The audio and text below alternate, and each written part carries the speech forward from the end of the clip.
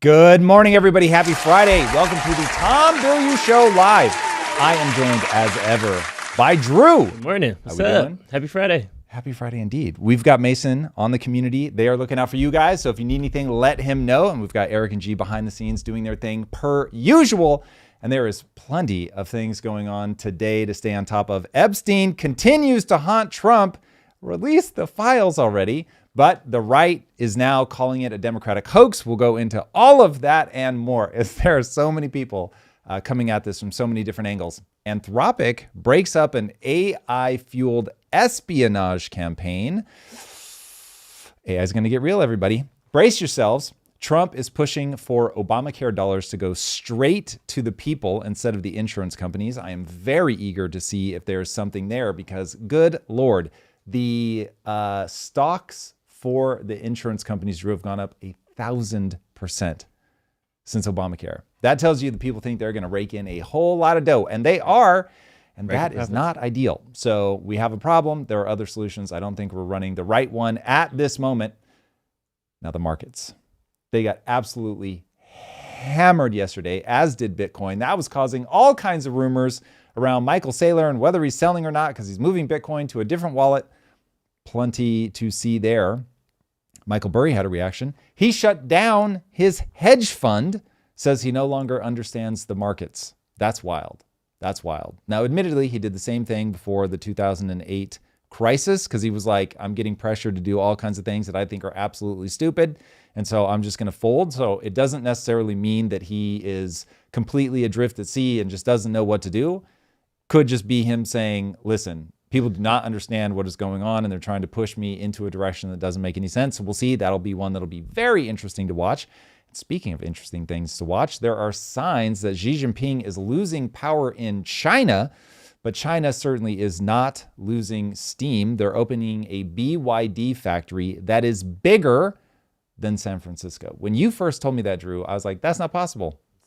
I'm going to guess it's just the downtown area, but still, that is extraordinarily large. But the good news is JD Vance says we are going to deport our way out of the housing crisis. So good news, everybody. We're going to make things cheaper through deportations. Now, it's probably true, but it sounds terrible. So let it begin. Drew, where are we at? We got to talk about it. We got to talk about it. We tried to get away from Epstein. We were done. We were leaving all the PDFs alone, but it seems like this thing just keeps building steam. So, okay, we're going to start at the very top, and we're going to kind of drill down. So now that the House was finally back in session, the government was open. Democrats have been sitting on this for a minute. They released a swath of emails. Yep. Well, first they started dripping them out, which is a bit cheeky. Yeah. They was trying to do the higher, I'm going to get you. I'm going to get you. Yep. I'm going to be transparent. The emails, while directionally damning, there's no selfies with Trump and a bunch of it's preschoolers. Innuendo. It's. I was with him last night, even though they were beefing at that time, things like that. Right. So there's a lot of noise around this energy. But however, Thomas Massie did announce that despite a last-ditch effort by the president to foil the motion and Speaker Johnson's propaganda, the discharge petition I have been leading just succeeded. In December, the entire House of Representatives will vote on releasing the Epstein files. Now, we already have Marjorie Taylor Greene, some people on the right dissenting, so it's not a slam dunk that the Republicans will be able to get this shut down. Before we jump into some of the conspiracy theories, what's your initial reaction of these emails and kind of what they insinuate and what they kind of set people up for? Well, I admittedly try to live my life mostly free of conspiracy stuff, but I do have a bad feeling that this is one of those that is so widespread that if we actually understood the full breadth of it, it would terrify us in terms of how the world actually works. So I tend to think that this is far bigger and far worse than the Trump administration wants you to believe. Whether the part that is really the terrifying part is the child stuff, like on its own, that is so horrifying. But imagine that that's like the lesser of the problems. That's what I worry about. That this is potentially, who knows? But when you've got this guy and he's got a painting of Bill Clinton in a dress, in his foyer, that there's something so much bigger going on. This guy was connected to loosely anyway, Clinton, Trump, Obama, Gates. I mean, just like a who's who of people in the world. Intelligence organizations. Yes, obviously all the Banks. potential Israeli connections. So it's like you keep getting information, and it feels to me like a smokescreen to say that this is about Trump and sex stuff. We already have Trump dead to rights on being a horrible person from that perspective anyway. So that feels almost like you can get a political win. It feels like a smokescreen to say that Trump wasn't involved in that stuff. So the question becomes, what was the smokescreen actually about? Is it actually about just insane levels of money laundering, governments being in bed with professional criminals, moving weapons around the world, doing all of the, like, I have the same feeling about Epstein that I got with Mike Benz looking at NGOs, where you're like, hold on a second. Like, there are the things that we can talk about openly, and we run those through the government. There are things that we can't talk about openly, but we're still going to do. And so those get run through other channels. And I worry, and I don't know this, but like you get people talking in clips and things where it's like, oh God, I don't know how much credibility this guy has, but he's saying things that are very distressing from like this could be a lot bigger. So that's the part that I worry. The Democrats didn't bring this up when they had their chance. So you want to talk about the most damning comment is people saying the line, the dog that didn't bark is Trump. And so I'm like, well, hold on a second. For 4 years, the dog that didn't bark was the Democrats. So why did the Democrats want to keep this under wraps? Why were they so disinterested when they were in power? There's a Stephen A. Smith clip about this. Got to pull it up.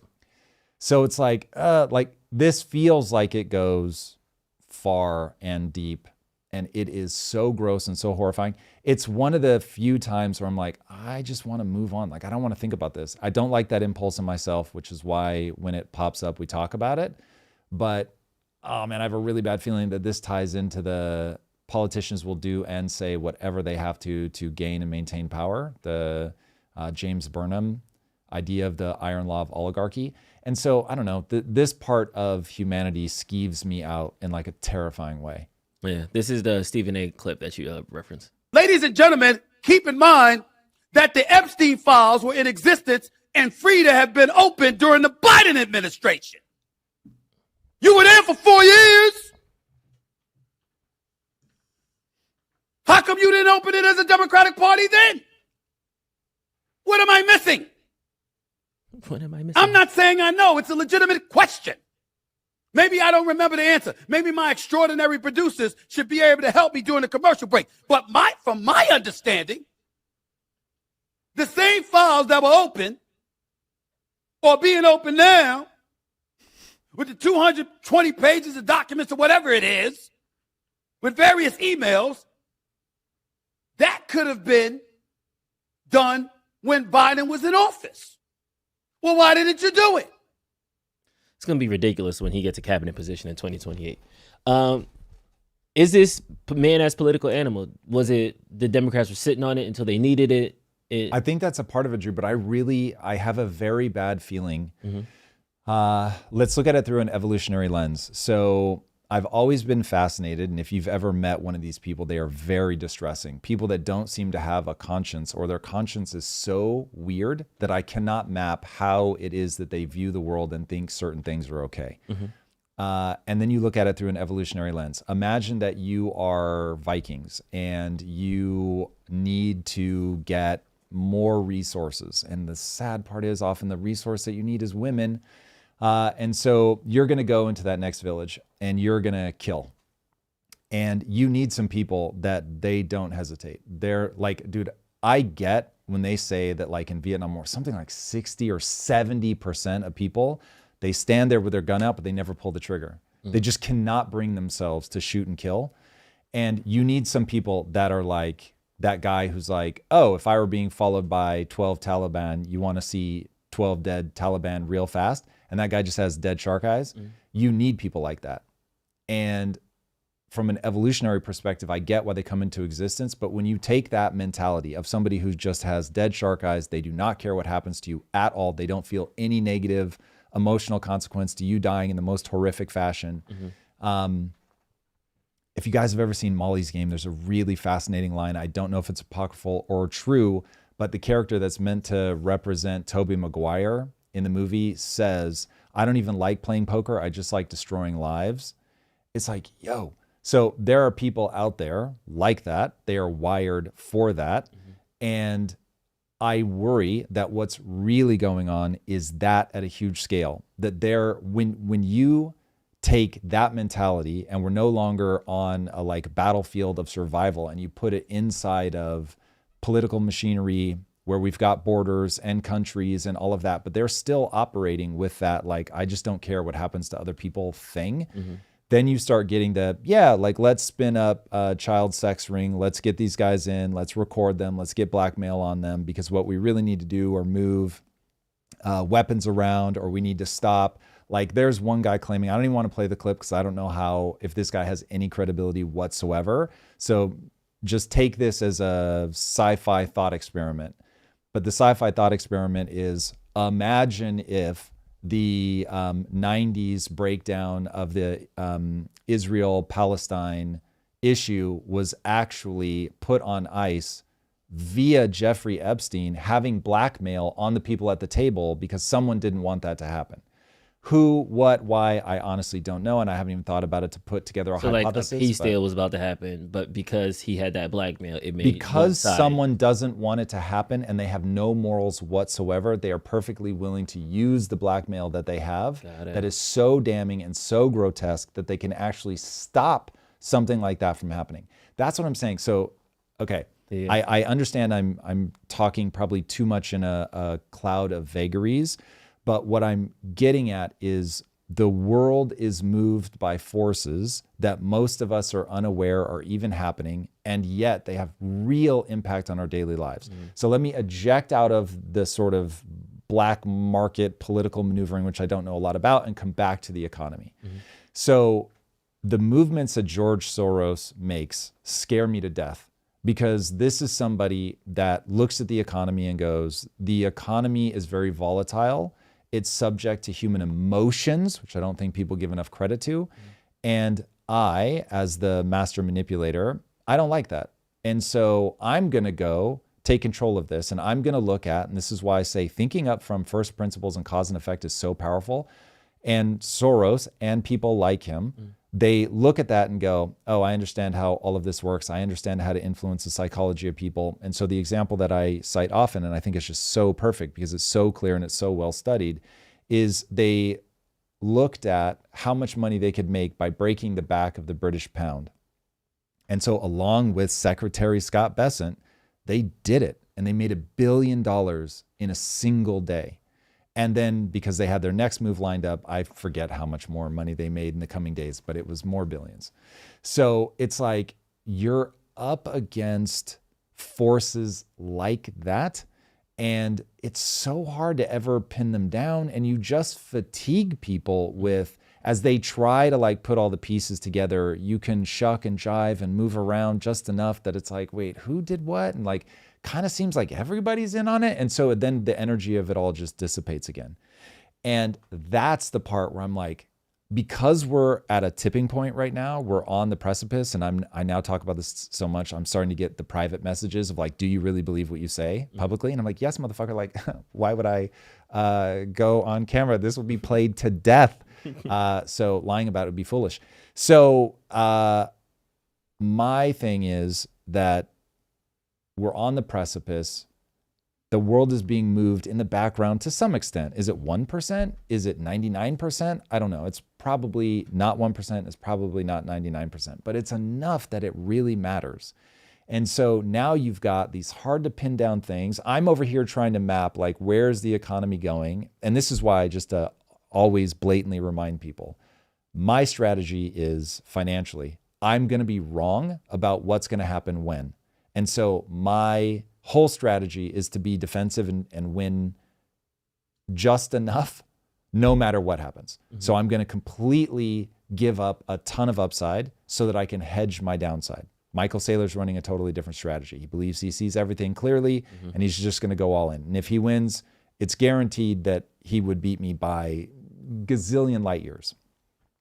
But If he loses everything fantastically. It's an implosion of the most epic sort. So anyway, he trusts himself enough to read the situation that well. I do not. So given that I look at the future and I see something that feels very unstable to me already, and then I layer on top of that, somebody's doing the George Soros-y moves right now, whether it's George Soros or somebody else. And so I'm just like, oh God, like there's so many things that will appear like black swans, but really behind the scenes, there was manipulation going on. There's a book, I want to get him on the show. It's called 1929. It's about the stock market crash. And he was like, everybody knows about the stock market crash, but people don't know. Andrew Sorkin. Yeah. They don't know what led up to it. And he just goes into the people of it all. Who were the people? What were they doing? How were they trying to manipulate things? Like there was a guy with a huge bank, and I don't know how all this plays out yet because I'm only partway through the book, but guy, I think at the time it is the biggest bank in America. He's trying to make it the biggest bank in the world. And he puts this bet into Wall Street that if it goes through, he's going to be the biggest bank in the world. And 1929 happens, October 1929. And he like he's losing so much money. He's like, the bank is going to fold. And he comes up with this really clever strategy to like sell at a loss to his wife so that he can hide the fact that he's selling it, because he's trying to capture the loss from a tax perspective to offset things. But if he just sells into the public market, it's like going to drop his the value of the shares even more and put him in an even darker position. And so it's just like, there's so many things happening like that. That's what Epstein feels like to me. And we're all getting caught up in the sex scandal of it all. And look, I totally get that. It's so grotesque. Yeah. Everybody, I like to think, has this really strong impulse to protect kids. So anytime that you do something like that, like everybody's going to jump on it from an evolutionary standpoint. And I get it. But I worry that that becomes like the distraction from the, no. You want to know why you can't afford anything? Because of the 1913 Federal Reserve Act, because the world moves in ways that they've been trying to hide for centuries. And we're still so easy to confuse. Yeah. And so that's the part of all this that really unnerves me at a time where it feels like we're standing on the precipice of a potential civil war playing out over the next 7 to 10 years. This is not you're not going to wake up tomorrow and be in civil war, but not a good time for you to find out that your life is being influenced by sociopaths. And that's what this feels like. No, there's validity there, because there is a smoke and mirrors to it all, where there's things that we're supposed to be quote unquote focused about that would help our everyday life. And then there's the news headlines, there's the things that we spend a lot of our time talking about. So I do understand the balance there. I guess I want to just wrap up this ominous sex thing about it, and then we can kind of get into the smoke and mirrors about it, because there was an interesting trend that I'm noticing is that I'm not going to call it a justification, because I'm not going to project on anybody. I'm not going to try to read between the lines. I'm not going to, I'm not going to clip we're going for now. You know where I'm going. Yes. So it's one of those things where it's like, there are certain things that I thought, what you're about to show is man is political animal. And they're so trapped inside of their, I need these things to be true. Yeah. I'll play the clips, because that's exactly where I'm going. All right. So for those that don't know, this is Megyn Kelly talking about the Jeffrey Epstein emails release. As for Epstein, I've said this before, but just as a reminder, I do know somebody very, very close to this case who is in a position to know virtually everything. Not everything, but virtually everything. And this person has told me from the start, years and years ago, that Jeffrey Epstein, in this person's view, was not a pedophile. This is this person's view, who was there for a lot of this, but that he was into the barely legal type. Like he liked 15-year-old girls. And I realize this is disgusting. I'm definitely not trying to make an excuse for this. I'm just giving you facts.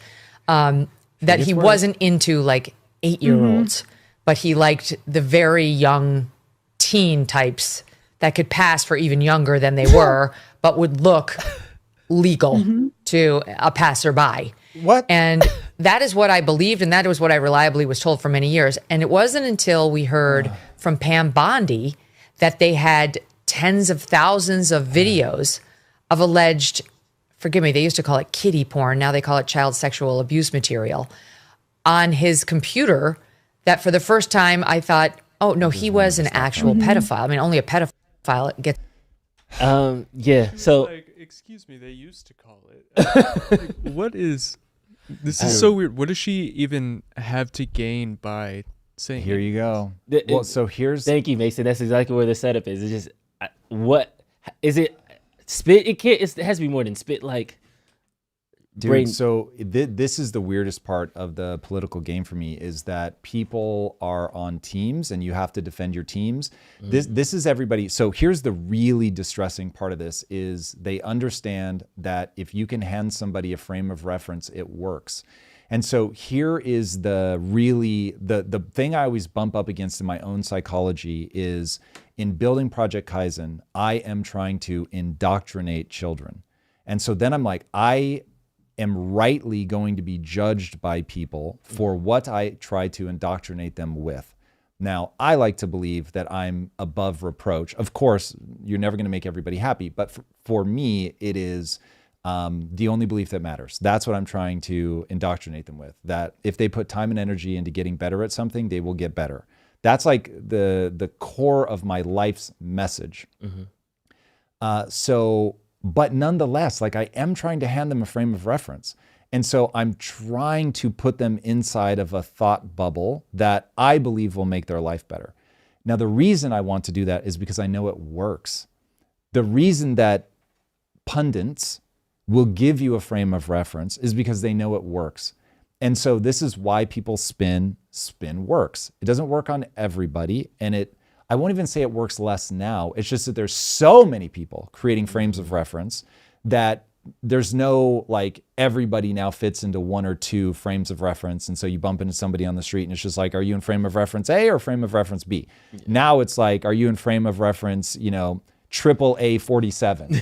And so there's just so many variants of the way that people view the world.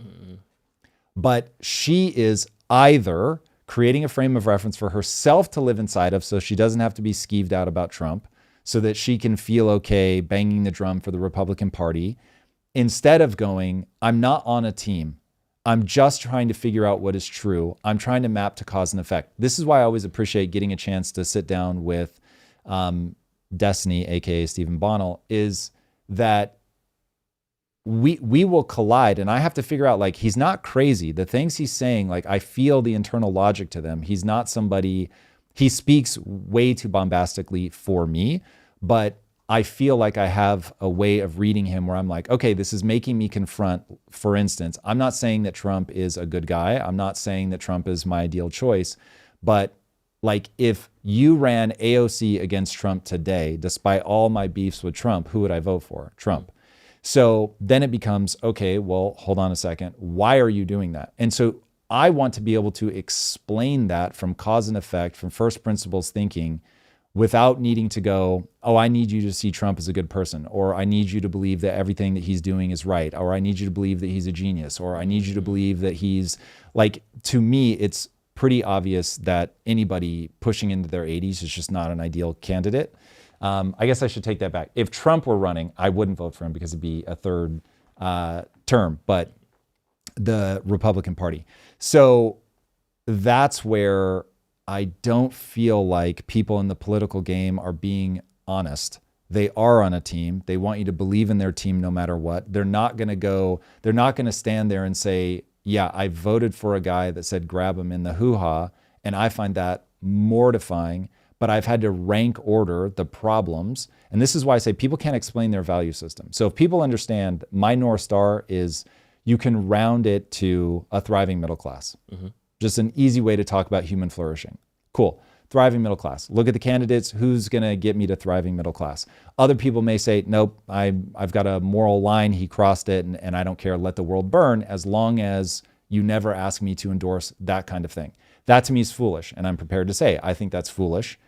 And I am willing to vote for somebody, even though I think that thing is hideous, evil, horrible, grotesque. But I think that those policies are still going to be human flourishing.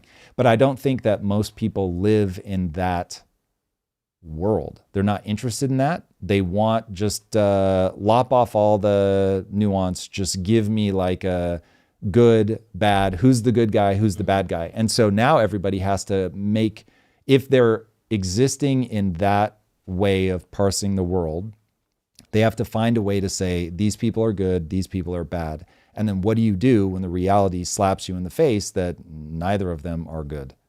And so now you're left with this. And I don't know if she's lying to herself, if she's lying to the public, both. I don't know, man. But that is wild. Yeah. It's like, it's just an unmitigated horror. And you need only say this is an unmitigated horror. And this is why then we need to either take path A or path B, whatever. But you don't try to downplay that part. But here's the thing.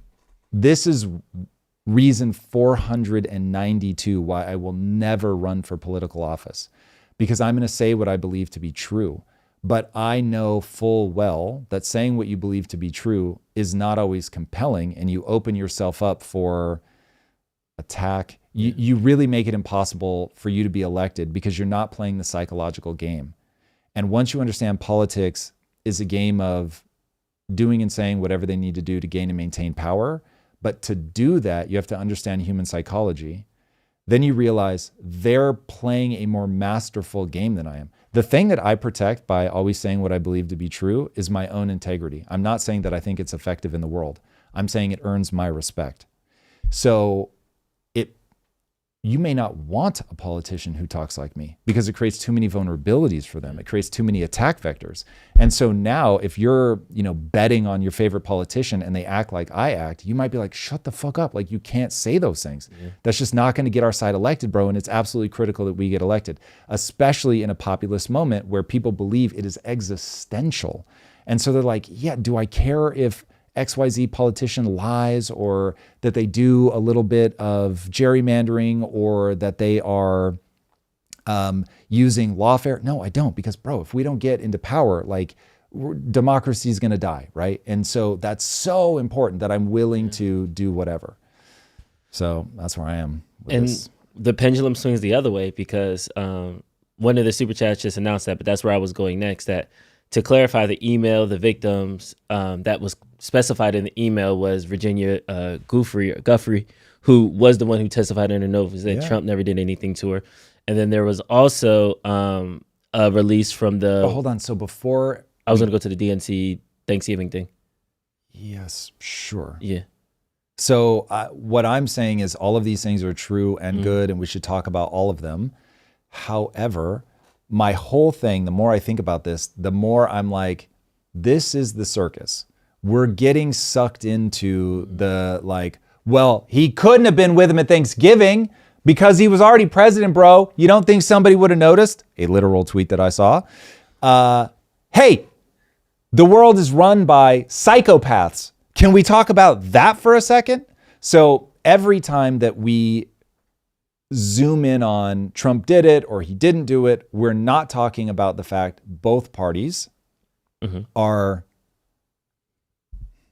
compromised of moral integrity. That's a much nicer way to say it. But what fired in my brain is that both parties are monsters. And the reason that I believe both parties are monsters is that look at where we are. Now, the thing that really, meaning economically, look at where we are. Look at what we're doing to people. And the fact, dude, if the rich can't understand, I don't want to live in a zombie apocalypse. So even if I can afford my Maui hideaway, I don't want to be in that world. I want to go to a one-piece TCG convention and not have to worry about getting stabbed to death. Like, that would be rad. I want to live in a world where they're not rolling guillotines into the street. I want to live in a world where my wife and I can look across a table lovingly at each other and be surrounded by a whole bunch of other people that are all in love and raising kids and doing their thing. So it's so weird to me that there is an algorithm in the human mind that doesn't have brakes. So the reason this cycle repeats, the reason that a country will get founded on principles, grow powerful on those principles, then form a central bank, and then start printing money. And I mean this literally. This is exactly how this plays out. And then at first, the printing of the money is an unmitigated good. I mean, really, really. The one of the potencies of the book 1929 is he talks about that the American like consumptive life that we think of now, we don't realize that isn't like a permanent thing in history. One of the things that we discovered was debt. And debt is powerful. The problem is humans always abuse it. And a little bit of debt is good. A lot of debt is guaranteed to be destructive. Sounds like drugs. Yes. Sounds like painkillers, maybe? Because not all drugs. I wouldn't say you should do a little bit of coke. A little bit of heroin still isn't good. But a little bit of debt is incredibly powerful. And then people just start abusing it. And these guys in power either allow themselves to remain ignorant of history, or they're aware of history and just don't give a fuck. And that's where I'm like, listen, I get it, and we'll cover all the sex stuff. I never want people to feel like we're afraid to talk about it or whatever. Like, say what it is, call it for what it is. But the real issue is we're living in the social media era in a time of high volume and high velocity of information. We get to decide what we point that fire hose at. And are we going to point it at cause and effect so that we can build a worldview that actually makes contact with reality? And we can say, oh, here are the dangers. Or are we only going to do the gossip? The gossip's going to happen because it's fun. We all have an algorithm in our brain. It grabs a hold of us. It is extreme emotions, and I get it. People are going to be here for it. But we also, I think, should be spending the vast majority of our time mapping like, okay, how does the elite class work? How is it that we're manipulated? How do economies work? How do we avoid that? Period. I obviously have another fractal there, but I'll stop. I feel like you got something pent up. It's the China thing, huh? Well, so the China thing is certainly on my mind, but more importantly, it is when Michael Burry says, I'm unwinding my hedge fund because I can't figure out what you guys value, meaning the market. And you look at the multiples that people are betting on when they buy a share in a company right now, and you really map out cause and effect, you come to a very distressing place, which is that 7 to 10 years from now, barring something that I can't foresee, I'm not saying it doesn't exist, I'm just saying I can't see it, you go broke as a country. And that is going to be brutal. Now, maybe it's not as brutal as the Great Depression. It's still going to be brutal. And it could be all the way to French Revolution brutal. And so as I stand before that sort of wall of options, I'm just like, these are bad. And I'm always looking at, if you've ever seen that meme where the guy's like sweating and there's 2 red buttons and it's like, which red button do I press? Okay, red button number 1. Play some small role in trying to save humanity. Red button number 2, build the Maui compound. And the sweat is pouring off me, Drew. And that's where I'm stuck. And it's wild. It's just a wild time. Taking the worst October jobs report in 22 years off the table, taking the pending AI singularity, we don't even know what's on the other side of AGI, ASI, etc. Is there, we're going to talk about balancing the budget. That hasn't been done in 30 years now. Everybody says 20, it's 90. We're like, it's starting to creep up a little bit. Like it might not never happen. It's been a whole generation. Is there something that we could do to alter this? Yes. Is this a game of the right policy can have it? Yes. But tangible, are we just at the whims of the federal establishment? Is there something on the local level we could do? Because I'm trying to think there are 2 things at play here. There's what we've been talking about this morning, which is that the world is largely influenced. I won't say entirely run by, but the world is largely influenced by sociopaths. Okay, so you've got that. Set that out there. Then you've got, we're emotional creatures. And so we move to the tune of emotions. So the question is, can we get an emotional vibe going in the right direction? Like, could we get America unified around an idea where they would want to, like they're arguing for sure, because you're never going to get everyone to agree, but they agree on where we're trying to get and they want to argue in good faith. Could we get that vibe back in America? Now, obviously, I believe that trying to do that is a good use of my time. I believe that that's largely a game of focusing on kids. And so I am behind the scenes as furiously and as quickly as I can, trying to build a game that is just all about, if you put time and energy into getting better at something, you will get better, right? And so if we can get that, get people enthusiastic to grow and get better, that we can get that engine of like, we can do it. The can-do spirit, I think, is uplifting. It's exciting. It's something that really would get us focused in the right direction. China could potentially be a good thing for us to have an adversary, as long as we can keep it cold and not hot in terms of fighting. So if we can do this via a cold war, which we're already in, you could have the 80s again, where it's like, oh, to be the America that we want to be, like, we got to knuckle down, we've got to grind, we've got to build, we've got to outperform, like get that energy back. That could be incredible. So I don't think any of this stuff is inevitable, but it's daunting, to be sure.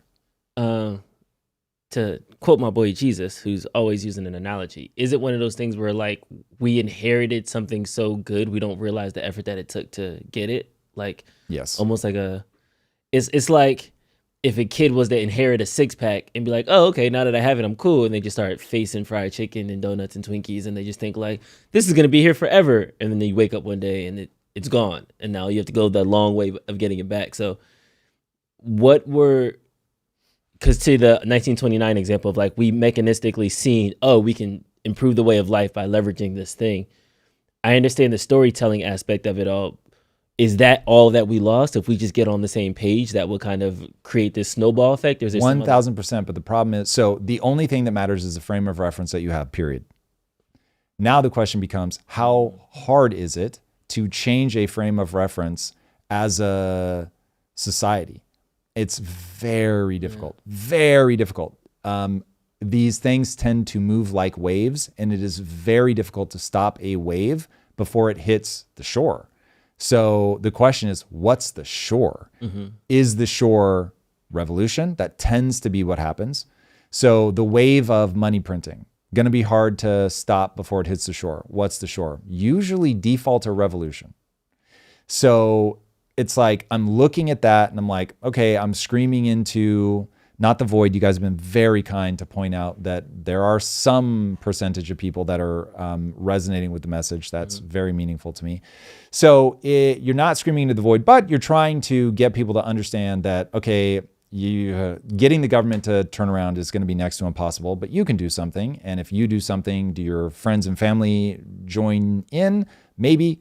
But at a minimum, you can try to be a little bit of coral off the coast that the wave runs into to stop it before it smashes into the houses along the coast. So that feels like a good way to contribute for all of us to try to echo messaging that is true, that's connected to reality, that is unemotional. And so certainly that's the thing that I'm trying to lay down, but that's going to be very hard. History says these things hit the shore. They just always hit the shore. And so I'm caught in this, how much do you throw your hands up and go, well, history makes pretty clear what happens right now. And then that's where I was going to ask, because we love a good Tom history speed run. Can we get another speed run? Because you actually radicalized me on this after the French Revolution. I thought it was like, oh, they revolted and everybody got high wage jobs. And I was like, oh no, it started a whole nother like dictatorship. And it went the exact opposite. So like, what's on the other side of revolution historically that sometimes we glorify because we think, yes, burn it all down.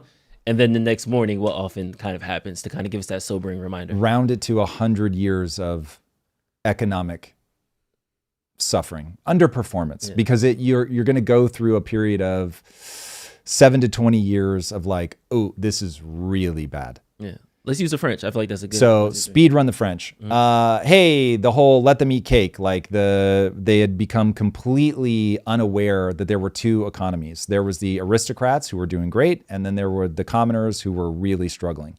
Whenever wealth inequality grows to too big of a level, you are going to get a revolution. It's an algorithm in the human mind.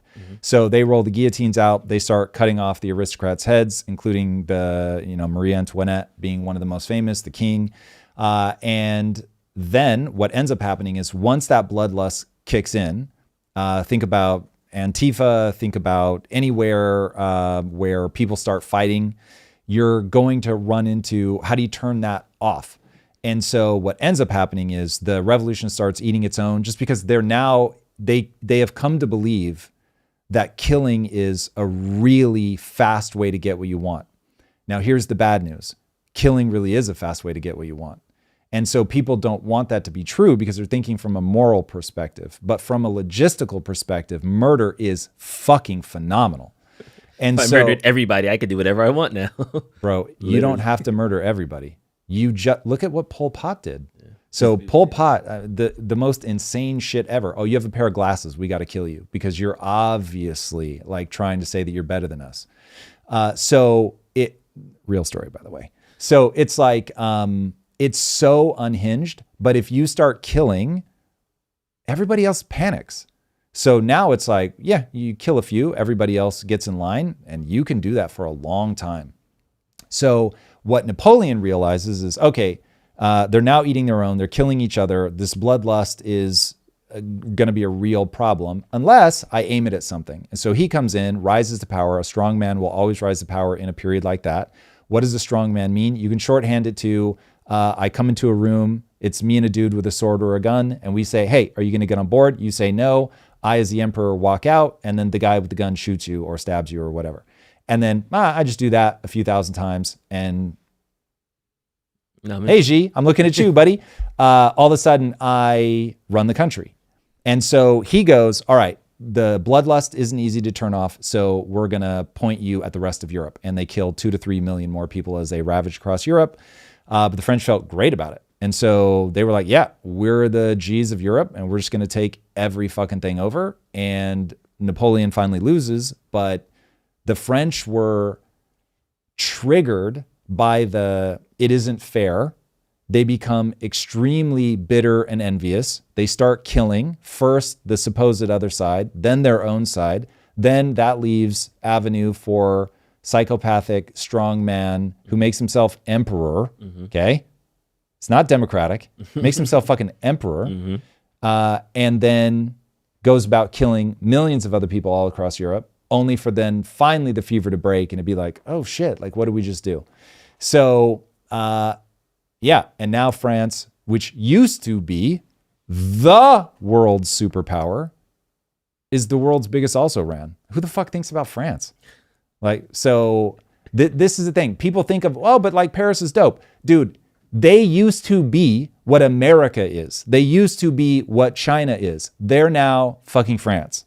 So whatever vibe you have about France is like, yeah, you used to do cool shit, but like, what are you now? So I don't understand how people read history. Like when you fall for a long time. Now it's possible France comes back one day, but this was like in 1780s. So 1880s, 1980s. So we're already over 200 years. Now, I'm not saying that if you went to France right now, you wouldn't be like, oh my God, it's a beautiful country. But you're not going to be like, oh, they are one of the most, the world's superpower. Yeah, just not the play. Yeah. So yeah, I think that's a sobering reminder, and that's why I'm glad you did that, because a lot of times we want to blow it up, but then we don't realize like we're blowing up all the work that was put in to craft it here. And although it's not perfect and America has all these problems, it's a very elaborate Jenga tower. So people just want to start like removing blocks, and it's like, yeah, you could take a little bit of our identity away, and yeah, you can criticize the culture a little bit over here, but eventually it comes crumbling down. Yes, and people don't pull a little brick out. They are there with jackhammers trying their best to just knock the thing over because they think they know best. They think they'll be able to herd the cats. This is one of those, I hate to overuse this, but really, really, I imagine parents go, everybody should have to have kids so you know how hard this is. I think everybody should have to run a company and you'll see how hard it is. Like one of the things you realize very quickly is that you have an uneasy alliance with all of your employees. And so it's like, I'm looking at you guys are looking back at me. Is Tom treating me the way that I deserve to be treated? Am I getting paid the way that I should be getting paid? Like, I don't feel like coming into work today, so I'm not going to come into work. Like, bro, the shit that I don't even tell people about is wild. So you have to like figure out, okay, I've got to build alliances and I've got to like make sure that people feel respected, but it's going to be different what each person needs. And so I have to build mental models of like where everybody is and like, how do I have to acknowledge that person and make sure that I show up? But also you can't just let them not perform. So you have to push. It's like, it's fucking wild and it's hard. And it's hard on both sides, right? Like Tom doesn't care enough about the bills that I have to pay, right? And so I'm fucking giving my labor to this asshole. I totally get it from both sides. So it's when you're trying to knock everything down to build something up, you think everybody's just going to magically view the world the way that you do. But the reality is even your own side is going to fight against you. And so now it becomes this power game, and it becomes a question of who rises to power in a time of maximum instability. And it is not the well-meaning, well-intentioned, kind person that wants to build alliances. It is the person that will purge you and kill you or imprison you for nothing other than you disagreed with me. That's who comes to power. Dude, please, for the love of God, everybody out there, read about Mao. Like, it is so wild, the kind of person. Read about Xi, read about Putin. Like all of you see the type of person that rises up in these moments is not the person that you want it to be. This is why even in his own time, George Washington was looked at it like, there's no way. Yeah. There's no way he's actually going to retire. That is the craziest shit ever. He's got a chance. The Americans want him to be king. He's like, no. I want to retire. I want to go back. I just want to chill. In the grand arc of human existence, that is so weird and so like that never happens. And people have no context for it because we just grew up in America. We grew up with the peaceful transfer of power. It is way more common that you exist in a time now where we're like, is Trump going to relinquish power? Like that's common. That's the fucking human history. It is not that everybody's like, yeah, cool, good match, GG. And then they walk out. That's so weird. Man, you got me spinning. I was about to go in 3 different directions. I do feel like you hit a button here because I think people don't realize how much the economic pain that they're feeling dictates their anger and who they kind of are pointing it at. And I'm going to the JD Vance clip now because I feel like this is starting to rise as like anti-immigrant sentiment that we're seeing on the around. This is US. fever pitched. It's so it gets there, and then some people already said it in the chat. Like Nick Fuentes is kind of taking this as a moment to say Trump failed us, and now he's rising in power. Oh my God, that one should scare everybody to death. Yeah, to death. Look at who a person's heroes are. I'll say it for the 100th time. One of his heroes is Joseph Stalin. He was like famous for like infiltrating parties, killing his generals, gaining more power. Like, one of the biggest mass murderers of all time. That is so crazy. That's so crazy. So yeah, people need to be concerned. Nobody should wish him harm. Nobody should bring harm upon him. You just then become the very monster that you're trying to fight. But people should push back. Those are bad ideas. Yeah. Those are very bad ideas. Okay, so here's JD Vance talking about the housing affordability crisis. I know that there are a lot of people out there, Sean, who are saying things are expensive. And we have to remember they're expensive because we inherited this terrible inflation crisis from the Biden administration. But you've already seen signs that things are getting better. The price of eggs has gone way down. The price of energy has gone way down. The price of gasoline has gone way down. And as we know, when the price of energy goes down, that starts to filter out into the entire economy, but that also takes a little bit of time. There's another component of this, Sean, which to me is maybe the most important because I care so much about our young people being able to afford a good life. A lot of young people are saying housing is way too expensive. Why is that? Because we flooded the country with 30 million illegal immigrants who were taking houses that ought by right go to American citizens. And at the same time, we weren't building enough new houses to begin with, even for the population that we had.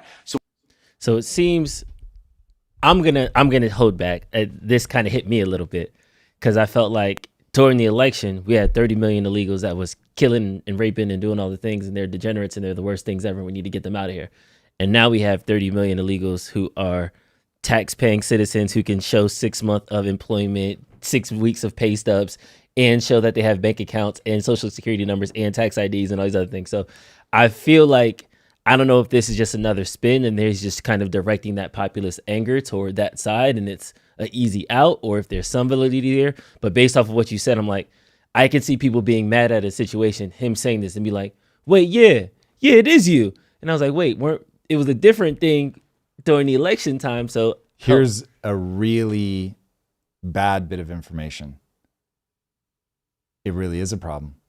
It really does raise housing prices. And when you point populist anger at something, you can get gnarly results. So yeah, here is where we are. If you deport 30 million people, it's going to lower housing prices for sure. If you Guaranteed. If you deport 30 million people, it's going to lower every price. Yeah. Yay! So not even illegals. If you deport 30 million, like anything, it's gonna, because you're just correct. Supply and demand. Man. So now it's like, all right, first of all, I think I've made my opinions on immigration clear. You've got to have a strong border. You cannot be letting people come in, just flooding in. If you're going to let people immigrate to your country, there needs to be some means testing. You want to look for the best and the brightest, people that are going to be able to make you the strongest country ever. I love immigration when it is the most hardcore motherfuckers on planet Earth that have American values. Yay, that's amazing. But when you let however many people just flood over the border with no like checks to see if they're the kind of person that we want in the country, you've got a massive problem. When you have states that are really like actually doing things more for immigrants than they do for citizens, that is wacky. Mm-hmm. Like if you're telling me, hey, we've got all these special programs for veterans, I'm like, yeah, word, got that. Special treatment, I'm here for it. They put their lives on the line for this country, I'm all about it. If you tell me, but bro, it's bad in their country, so we got to do good shit for them here, I'm like, hold on, it's getting bad here. So you've just got to be sensible about it. You don't have to dislike somebody because they're an immigrant. In fact, I would say that would be foolish. But you do need to be realistic about what the policy is, what the knock-on effects of the policies are, I mean, just provably are, and then you take corrective measures to get to the point where you can start actually getting the things you want. But the reason that I, in the intro, made this tongue-in-cheek that we're going to deport our way to lower housing prices is, yes, that helps. But this again is, hey, instead of me saying, make more fucking houses, I'm going to go, yo, fucking this guy over here, he's an illegal immigrant. Look at his last name. Can you even say it? Bro, this guy's got to go. Probably rapes, probably robs. It's like, Jesus Christ, what? Like, yes, you have an immigration problem. Yes, you need to address it. No, you don't need to whip up populist fervor around that. So get people on the fact that sensible regulation is going to be far more impactful to housing prices than merely deporting people. Yes, like we should be deporting people that have come in here illegally. We should import only people that can offer something to the country and that are not going to be a drag on the system. All of those things are true. However, like there is a really obvious solution here, which is to let people make more houses. You can't fiendishly protect the housing prices that already exist. And that right now is just, that's what everybody votes for. And as a property owner, It's like, yeah, I get it. This might have a negative impact on the value of my home. It just is what it is. Thriving middle class, Drew. Thriving middle class. People have got to stay focused on that. Okay, so as a new student of history, let's just assume that I only learned listening to you the last 100 and something episodes, right? I feel like the cause and effect is painted there. We can see like Trump wants a monument of him. He wants to be the greatest president ever. Just ego-based, right? Don't they all? Exactly. So isn't it self-serving to be like, let's turn off the money printer, let's build more houses, let's like, if a whole swath, 30 million Americans get on the property ladder because of a policy I did, wouldn't that make you immortalize you? Wouldn't that make you the FDR? Like, wouldn't he want that type of? So why are they doing things? Because it takes 10 years, 15 years. So the really bad news is politicians are incentivized to gain and retain power. And we have a very short-term thing. Thank the Lord. But it does create these short-term incentives. And so this is where I don't think it's possible, but it is the thing that I want. Let me be super clear. I'm going to see how well I can articulate this. Okay. There's going to be some number of people that probably is tens of millions. It might be 100 million or more, but there's going to be a very substantive number of people that are never going to understand how the economy actually works, either because they don't have the intellectual horsepower, they don't have the time, they don't have the inclination, whatever. We're all built differently. We're all willing to pay attention to different things. I like to remind myself to be very humble on this. I didn't start thinking about the economy until I was like 44 years old. So that's a long time to have allowed myself to remain ignorant. So I get it. But I don't think we're at 100% of the people that would be willing to learn about it. And so my hope is that there is a very meaningful swath of people that can and will, but haven't yet, or they've just begun their journey or whatever. And so my hope is that they'll build that map of cause and effect, and there'll be enough of a groundswell of people that can articulate why don't vote for that candidate. Lovely person, very charismatic, but bad for middle class. So we're not going to do that. Let's just have a hard and fast rule. It's about human flourishing.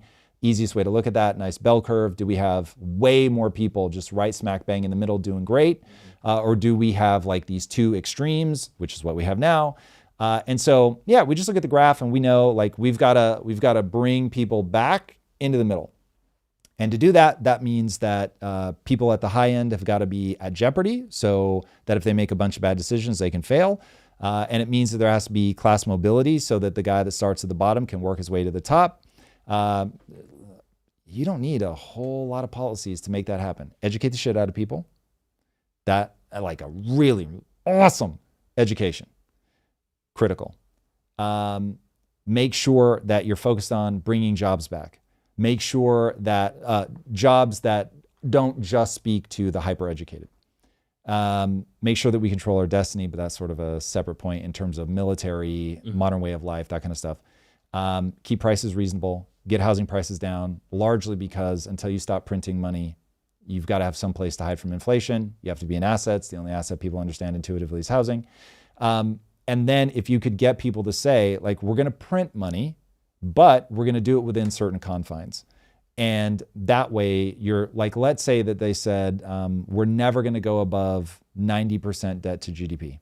Okay. It's still high, but like we would survive if we just stayed, if we just stayed at that. You're going to be back in like the 90s. Some people are still frustrated, but you're not like way out of pocket.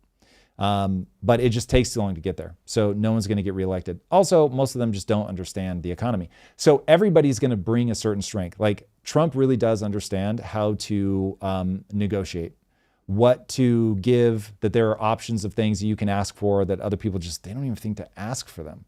And so that's beneficial. Trump certainly seems to recognize who is good at understanding the economy. You can make an argument that Besant is a moral black hole. I don't think so, but like you could make that argument and I'd be like, I get where you're coming from. Anybody fucking breaking the back of the pound, I get why you're like, hold on a second. But to argue that he doesn't understand the economy would be fucking moronic. And so that's where Trump shines. Like he has put together a group of people who you may disdain morally, but ooh, buddy, they know what they are doing. So that contrasting with my favorite video of all time of Biden's senior economic advisor who cannot explain the very monetary theory, and not only can't explain it, but like sounds like a buffoon as he tries to explain it. It's just the economy is so important right now. You can't elect people that don't understand the economy. So my goal would be in some small way to contribute to getting some greater percentage of people who are capable and interested in learning about the economy to learn about the economy. And if enough people do that, can we start making better decisions? And can I convince people that a thriving middle class, every one of them should be striving to become wealthy through moral means, and at the same time should focus on, are we moving in the right direction by looking at, do we have a thriving middle class? Like, I get it. I want people to want to be wealthy. I want people to strive for that. I want people to realize that the fastest way to get wealthy is to build something other people think is valuable. So that's all amazing. But at the same time, the way that the metric to pay attention to at a societal level is a thriving middle class. Are you team like no property taxes? Yes, I haven't looked at it closely enough. You have to pay for things. Here's the problem.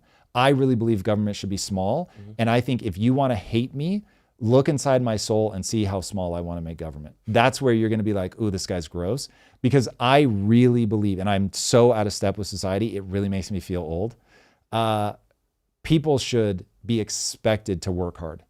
I think work hard is intrinsically valuable. I think that we are hardwired to work hard. Even in video games, Drew, you build in something called good friction. You go out of your way to make things more difficult in a game. Why? Because it's more satisfying for the player. I really believe that we have an algorithm given to us by evolution that says, I got to get you out of this cave to go fight a saber-toothed tiger. And so I'm going to do two things. One, I'm going to make a woman give it up to you if you come back with the goods. And so you're like, yo, I'm going to go out and hunt so I can get laid. Word. And then second, I'm going to make sure that you feel a profound sense of accomplishment when you bust your ass and you almost get killed by the mastodon, but you take it down. That, like, it was hard.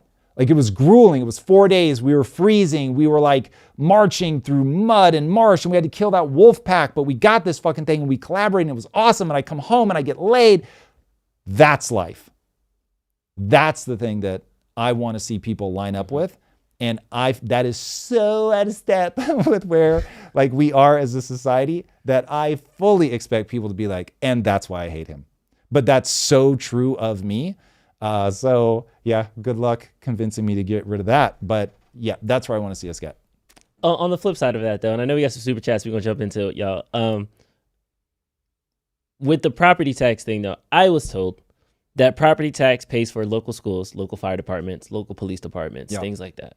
So while I'm for abolishing it because we shouldn't have to rent our property from the government, there does then become a funding gap to like, is that now just federal dollars you think flows into that? That's going to be part of it. The other part is, what else do you tax? So I haven't done a deep enough dive to give you like, do just consumption tax, because that's probably going to hurt the poor and the working class the most. And so it's like, okay, that's probably shitty. But it's like, the way to think about it from where I'm standing is every tax dollar that we spend has got to justify itself. And right now, we take the Department of Education. The Department of Education got gazillions of dollars and moved us backwards, not a little, but a lot. And so that is unconscionable that you would do that to our children. Forget the fucking taxpayer for a second. That you would do that to our children is insane. Drew, it's insane. Even if you hate children, it is suicide to not invest in your children. It's suicide because they're the ones that are going to take care of you when you're old. Genius is a young man's game. So if you want AI, robotics, if you want to be able to stand up to China, like whatever thing you want, cheaper gas, cheaper eggs, doesn't matter what it is, better homes, it's gonna be the young. So if you are so dumb that you think, wahaha, I know what I'm gonna do. I'm gonna like make sure all these kids are too fucking stupid to dethrone me. That's my game plan. What kind of fucking idiot are you? That is so wild to me. So yeah, you get what you deserve at that point. So we need to fund those things. But right now, our core problem is we don't balance the budget. We do not expect people to work hard. We just give them shit. And then we don't hold our tax dollars accountable to results. That's so retarded. When, again, entrepreneur, I think, has a level of clarity because you either make payroll or you don't. It is so clarifying. And if we could get that in government, we'd be in a much better position. But governments don't give birth to that. It's super weird. I can explain why, but it's just distressing. Man. All right, let's jump to some of those super chats. We've got a bunch Super of them. chat. Let's Oh, go. we got a bunch. So first up from the Mandrake Mechanism, economic formula, factual for 120 years. And then there's a formula, R1 minus C. There's more there. Show me. Where is it? Okay. I'm trying to figure out if he's doing like the... Right here.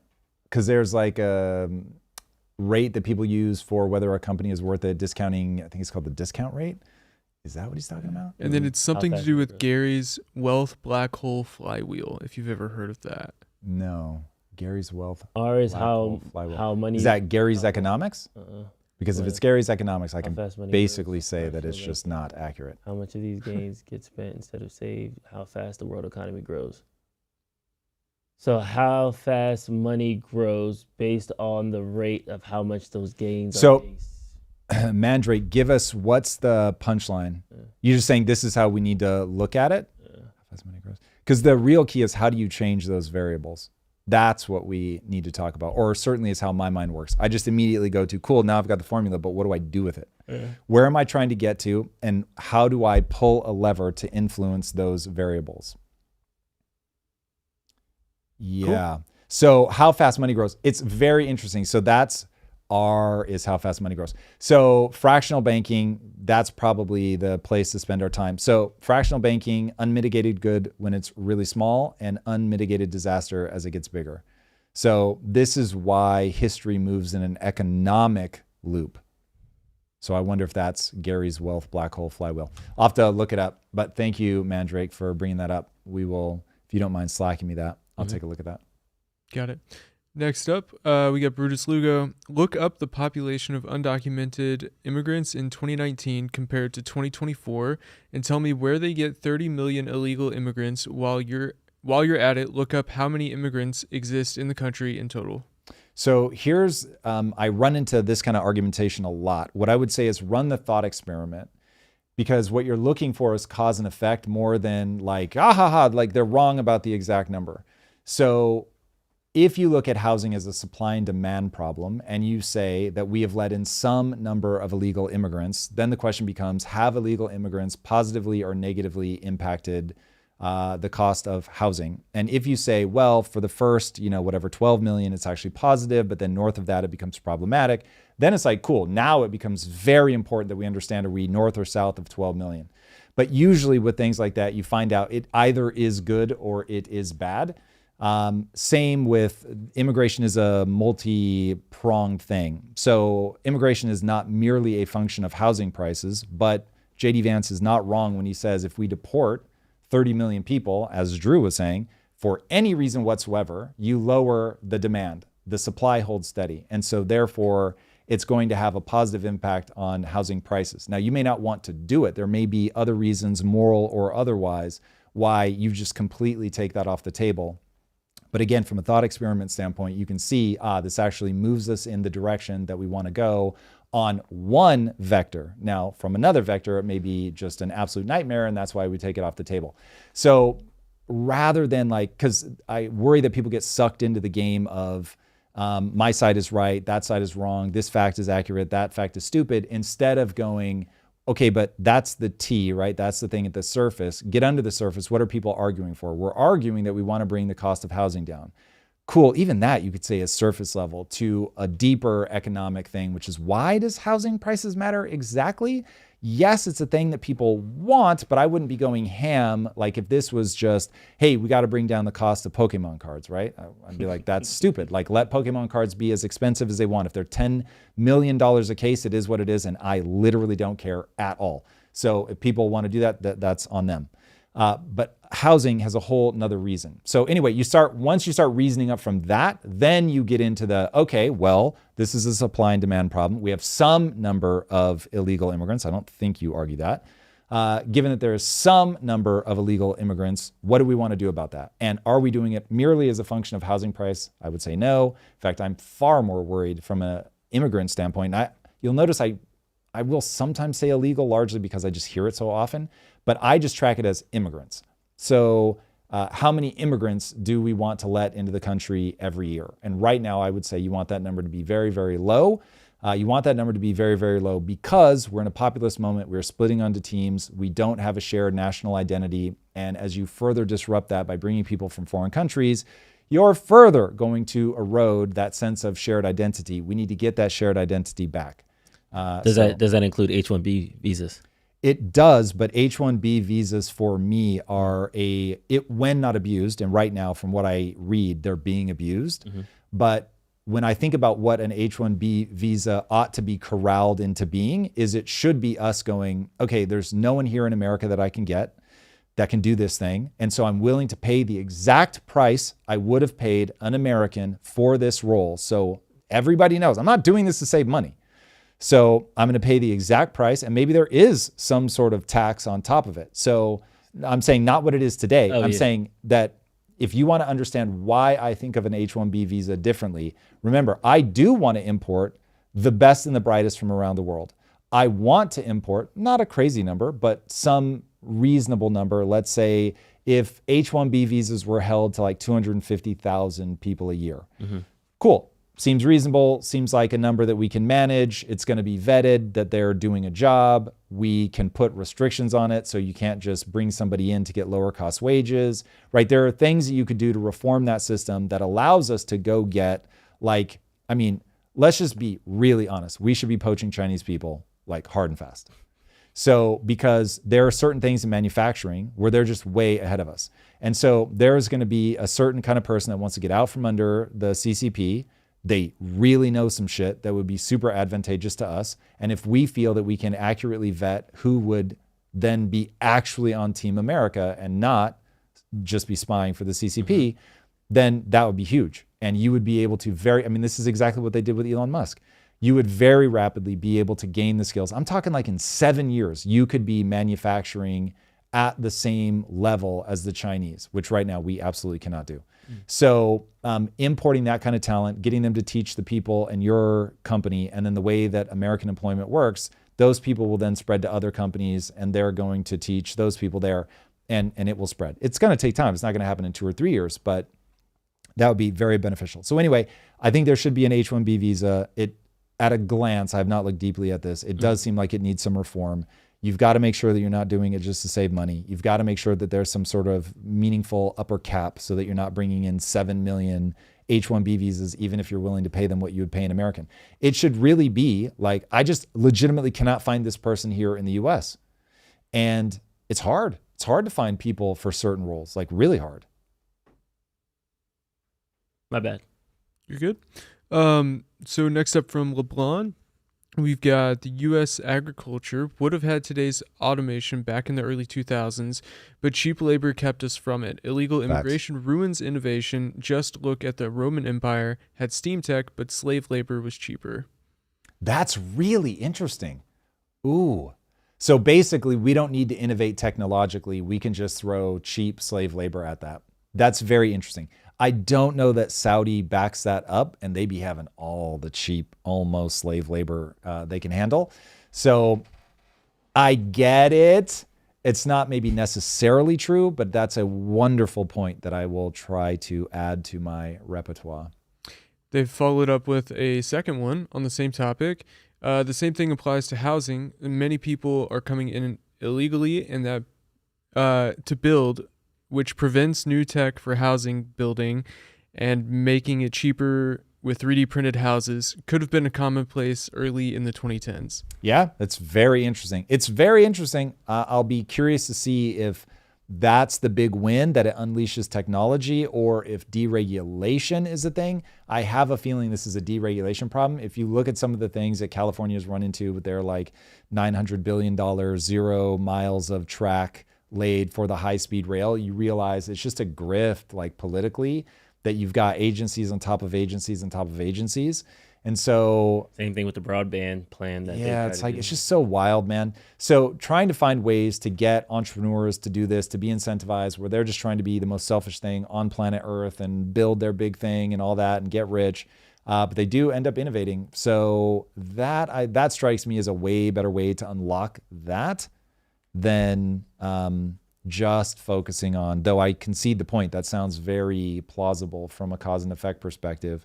But again, a place like Saudi, which feels very modern, but also same with UAE, feels very modern, but is just wall to wall with imported hyper cheap labor that is treated as a second-class citizen. So cool. I was like, it is so funny. I glanced briefly at the, he knows what I'm about to say. I glanced briefly at the chat and I saw Team Titties. And I'm like, who the fuck wrote Team Titties in all caps? It's Drew. I have no context for that, but hey, there you go. Okay. Team Titties in the chat. Everybody spam titties. We out here. Good Lord. I blame Kill. Kill started it. All right. That is hilarious. Oh my. Okay. All right, next up from Kevin KB Books. What was your biggest struggle when you started being an entrepreneur, and how did you solve it? I am stagnant in my journey of entrepreneurship right now, and I'm just wondering if you had the same problem on your journey. Well, yeah, I mean, everybody hits the stagnant problem, but the real answer isn't going to serve you. I'll give it to you, and then I'll move on to the part that I think will actually help you. So speed run. My entrepreneurial journey was all about learning to be tough.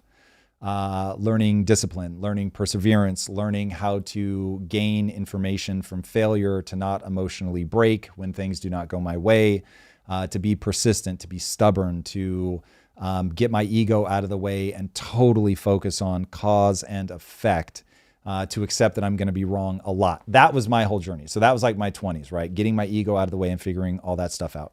Now, the thing that will be useful to you is going to be something more along the lines of what I call the physics of progress. So unless it violates the laws of physics, there is a solution to every problem that you face. But oftentimes the problem is something that doesn't match your personality, or you're not willing to do it. I see this a lot in Zero to Founder and $1 Billion CEO, which are the two business programs that I run, where someone will come to me and they'll present a problem, and what they're actually asking me is, make this easy. And the punchline is, I can't make that easy for you. I can simply tell you how to do the hard thing. And so in business, you want to lean into the hard. The hard thing is the moat. When something is easy, everybody's going to do it. You won't have an advantage. Everybody will flood into the space. If you're in a position where the only moat is the idea and just nobody else has thought of it, it's a super fragile position to be in. You do not want to find yourself in that position at all. You're much better off in a position where, I've identified the thing that nobody's done, and the reason nobody's done it is because it's excruciatingly difficult, and I'm going to dedicate the next 2 years of my life to doing this excruciatingly difficult thing. That's a moat. So that is far more interesting as an entrepreneur, is to learn the physics of progress and go, cool, I'm going to grind it out on this gruelingly difficult thing. And the vast, vast, vast majority of entrepreneurs, A, will never do that. They're looking for the easy win. And then B, they break emotionally. And things are so difficult, and there's so many other things that they want to do that they just tap out. I mean, that's the great news. The bad news is you're now playing on a global stage. So you're going up against the best entrepreneurs on planet Earth, because we all have access to the internet. So yeah, it's wild. But you've got to be prepared to be the best at whatever you're doing. Like, I am legitimately trying to be the best to ever get on a mic. I'm not there yet. I'm hyper aware of that. But that is certainly the goal. And then same thing with games. I'm trying to be the greatest game developer of all time. I'm trying to build the greatest game that has ever been built, that will ever be built. I'm nowhere near it, but that is certainly the aim. So when you're prepared to put in the hours that you need to put in to become the greatest of all time, you'll get a sense of what it should look like. Cool. Next up from James Island Panther. Hey, Tom, thank you for inspiring me to build my new business. After your free masterclass, I am building an AI plus me music business using your free GPT. Thank you. If you need music for your game, I'd love to help. Bro, I need music for my game. You got to send that shit, but I'm going to call it right now. Most people are terrible. I had to say it before I know. Most people. It breaks my heart, but listen, if you really are goated at music, please, for the love of God, we are very much in the market. But remember, dear musicians, you have to be better than AI. And AI just hit #1 on the Billboard music charts. So that ain't going to be easy. But yeah, I need music. So please. All right, we're going to put a quick pin in it. I want to jump into the China thing really fast because I feel like this should be a bigger deal. And if we didn't have the whole Epstein thing, it would have kind of been more of a top line news. But the Anthropic has just announced that they thwarted an entire cyber attack. Yeah. And it was an espionage campaign. And they're putting it at the feet of Chinese state-sponsored actors. What a shock. Bro, you're in a Cold War with China. It's great. And okay, so this is the tweet, then I'll go in my fractal. We disrupted a highly sophisticated AI-led espionage campaign. The attack targeted large tech companies, financial institutions, chemical manufacturing companies, and government agencies. We assessed with high confidence that the threat actor was a Chinese state-sponsored group. Like, what happened to, isn't this acts of war? Like, maybe I watch too much movies, but I feel like if I caught you and you're state-sponsored and you're trying, like, you're in our shit, like, that should be a problem. It is a problem. The bad news is we're just like, I hope they don't see the shit we're doing. So you're at Cold War. Both of you have spies. We have the most Chinese spies from America to China. They have the most Chinese spies to America from China. So it's like, it just is what it is. Like, this is welcome to the 80s, boys and girls. This is what a Cold War feels like, where you're sometimes like friendly and then other times like literally Xi and Trump are like, oh, good to see you, man. While spies are like collecting information in each of the countries, being like, yo, we got to take these motherfuckers out. He's in the proximity. Tap his phone. Tap his phone. Literally. It's like, I'm sure Trump has strict instructions about what he can and can't take with him to China because as soon as he hits their networks, boom, things are being downloaded on 100%. So yeah, this is not, these are adversarial nations for sure. Now, Cold Wars are way better than hot wars. And so that's why you sort of let a lot of this stuff slide. You get enough plausible deniability where it's like, even if you're like, no, dead to rights, 1,000%, this is Chinese state sponsored. And even China's like, yeah, fuck, okay, we got caught. Then it's like, wow, bro, like acted alone. I don't know what he was doing. I didn't tell him to do that. And so you need some of this. This is just how this kind of thing runs. But there's two terrifying things that are happening. One, if you look at the way that the CEO of Anthropic is moving, it's not crazy to say that he's trying to get a regulatory moat. Now, he may just sincerely be that paranoid about AI. It's possible. But the things that he's asking for sound very regulatory capture-y. And so whenever they come out with like a whoop, whoop alarm bell, I'm like, You're trying to get a utility deal. Yes. And then the second part of this is, yeah, this is going to happen 1,000%. Like AI is already a cat and mouse game, like was a cat and mouse game before ChatGPT came out. It's going to keep being a cat and mouse game. So you've got to have the white hat hackery AI bros trying to out AI hackery, the black hat bros. So there's no doubt that's going to go on forever. Unfortunately, you're never going to be able to make that go away. This is a weapons arms race just in the form of AI. The stakes are grotesquely high for sure, like very scary. But welcome to the simulation. And then we have the episode with Dr. Roman dropping on Tuesday, and something that that's right, that hasn't come out yet. Yeah, something that like shook me was when he said it's not about Chinese AI or America AI. Once we reach ASI, it doesn't work for anybody. Yeah, it's game over.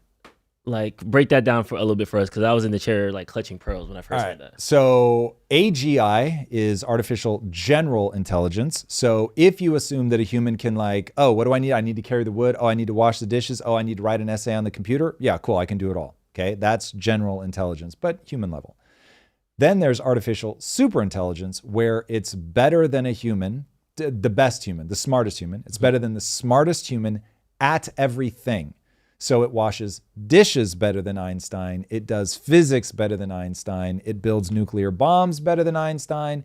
It is a far better psychological manipulator than Xi Jinping. Like, it just literally everything. There's nothing it can't do better than you.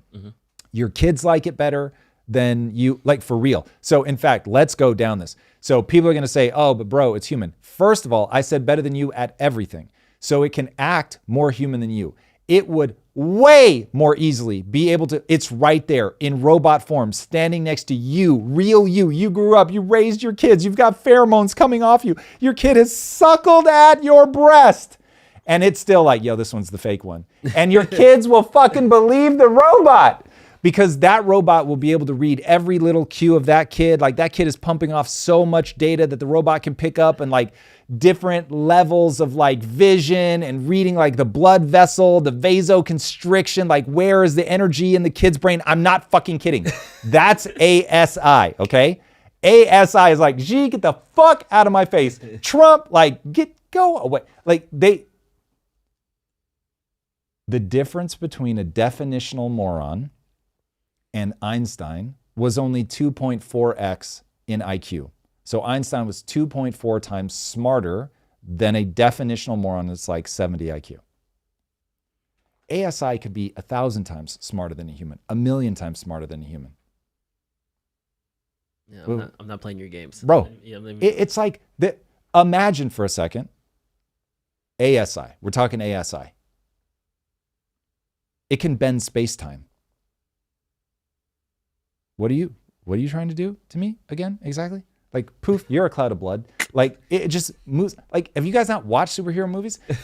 ASI would be like Zod rolling up to the strongman competition. No one knows who fucking Zod is. I'm so old. But you're talking some shit like that, right? Superman rolls up on you and is like, yeah, I'm going to outperform you on these physical tasks. Not by a little, by a lot. When I heard there are robots right now today that move so fast, you need a strobe light to detect their movement. Yeah. I need to see this. Hold on. So, dude, people do not understand where this is all going, let alone where this already is. Have you seen the helicopter being piloted by AI? It's a RV, or what are those little ones called? The remote controlled. Oh, RC? RC. Yeah. RC. It's an RC helicopter being piloted by AI. It is absolutely hysterical. You have to watch it. That does not look like one that's going to move fast. That looks like a fucking tank. Okay, but just do me a favor. Type in AI pilots RC helicopter.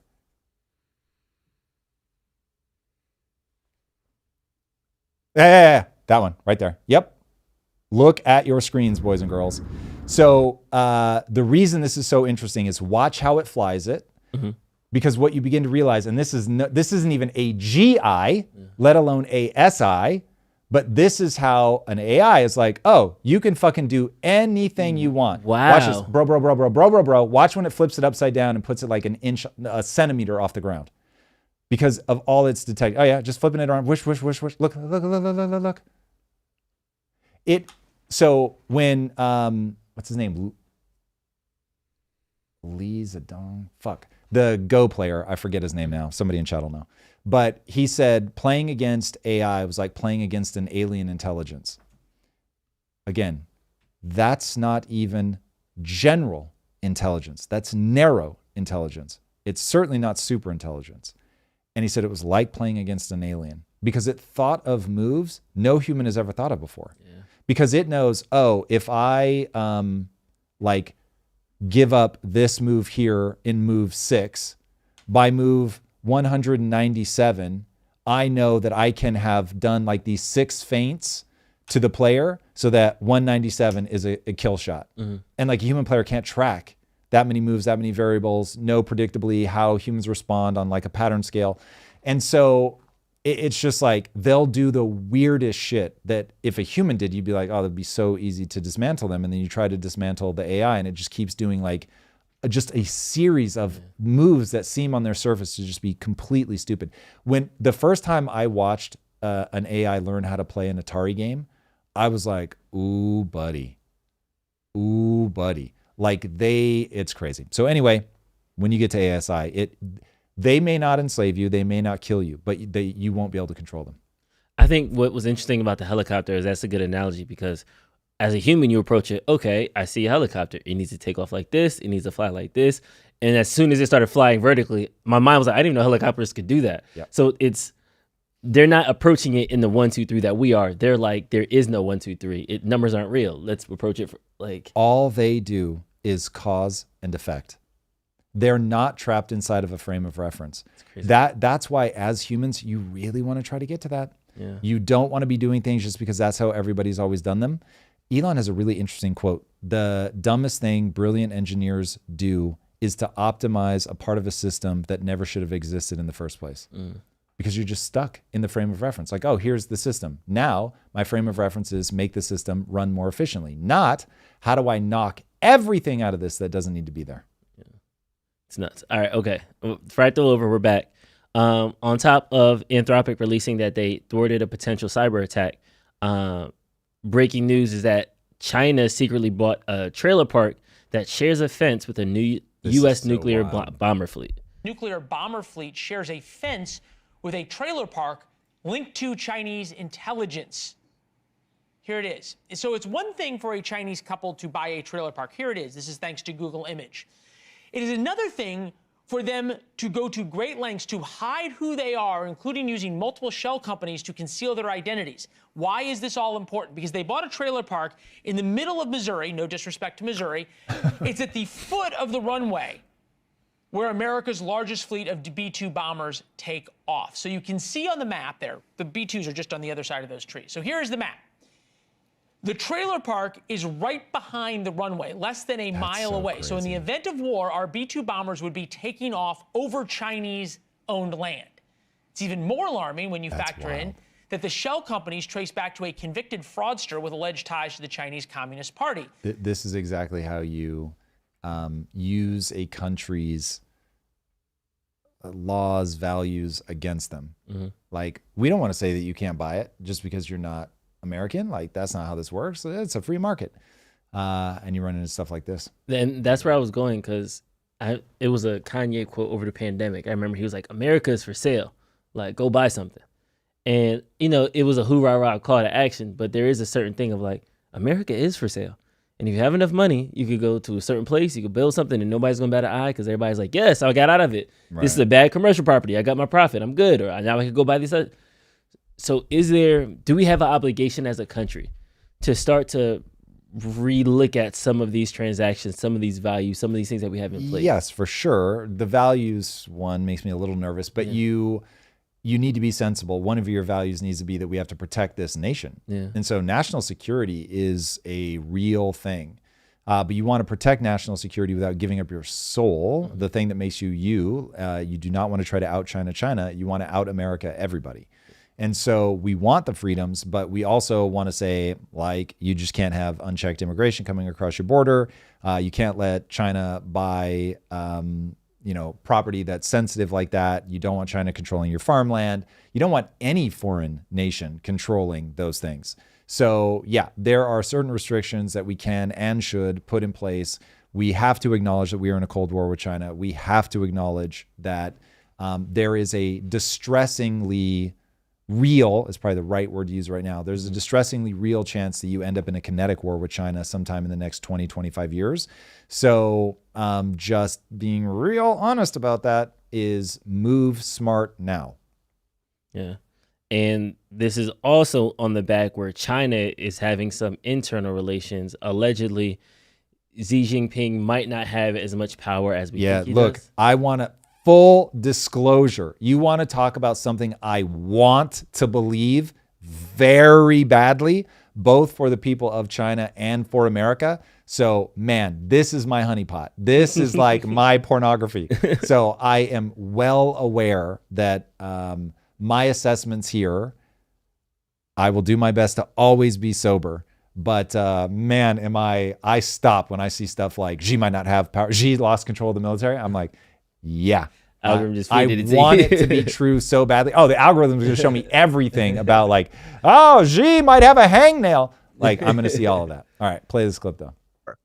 I refuse to believe that Xi's power is still as stable as he was before, because there was another thing that happened during the 2 sessions earlier this year in March. In March this year, there was a video that you can find on X right now. Zhang Youxia, who is the second in command of the military, when she walked by during the closing ceremony, Zhang had his back against Xi. When you compare to that same session last year in Bro, pause it for a 2024, the second. year before, In China, like in America, it'd be like, bro, he could have been doing anything. In China, hell no. Like that, he might as well have screamed at him. Like this is a real like, so reading that book on Xi Jinping, like they talk a lot about like the physical way that you have to greet somebody, all of the beliefs about hierarchy and who has to treat who in what way. So it's like, we can't look at that moment through the eyes of a Westerner who's like, bro, everybody's like a person. And like, you don't have to defer to the president. Like if you've got a like look at the State of the Union, people standing up and screaming and booing and all that shit. They don't play that in China. So for him to do that, it's either like he would have been just beside himself with apologies. I can't believe I did that. I'm so sorry. Or it was intentional. for that, Zhang was patiently, he had turned around, waited for Xi to walk by before he went back to do his things. Formality and these type of things are very important for a dictatorship. You know, if Putin Which is walked very by, important in China, full stop. walked by and Lavrov didn't look at him, I think we'd all think that something happened, you know, something happened between them. So it's So between this and then there's also other reports that, you know, the generals inside are starting to disappear and things like that. So I there love the way might you be just like gloss by that. The generals are disappearing. because I'm setting up the question of just like, how do we handle that relationship with the dictator? Because with the Cold War, we kind of walked it out. Everybody brought their nukes back. We kind of left it alone. Then Putin went his corner. We went in our corner and called it a day. Is there a certain level of China, because they're a bit more advanced from a technological perspective, because they have a bit more manufacturing powers, that we should, you know, strike when the iron's hot? We're rolling up on Venezuela because we think we smell blood in the water. Is it one of those things where there could be some type of action, might be too strong of a word, but influence in China maybe? Well, so you don't take China on head on. That is for sure. You recognize that they have a ton of leverage. And so this is not the time to moralize. You've got to figure out, what do we need from China? How do we make sure that we get it? If the reports can be believed, we are supposedly in the next 3 years going to get down to zero reliance on China for rare earth minerals. That's huge. You make moves like that. Playing a defensive battle in South America to try to keep them out of our hemisphere. That's going to be important. So yeah, you put up walls, you build alliances, you reduce dramatically your reliance on them, and you take every opportunity you can to do things that are mutually beneficial. Because remember, the goal of the Cold War is to back out of it as allies, ideally, but if not allies, certainly people that are friendly with each other.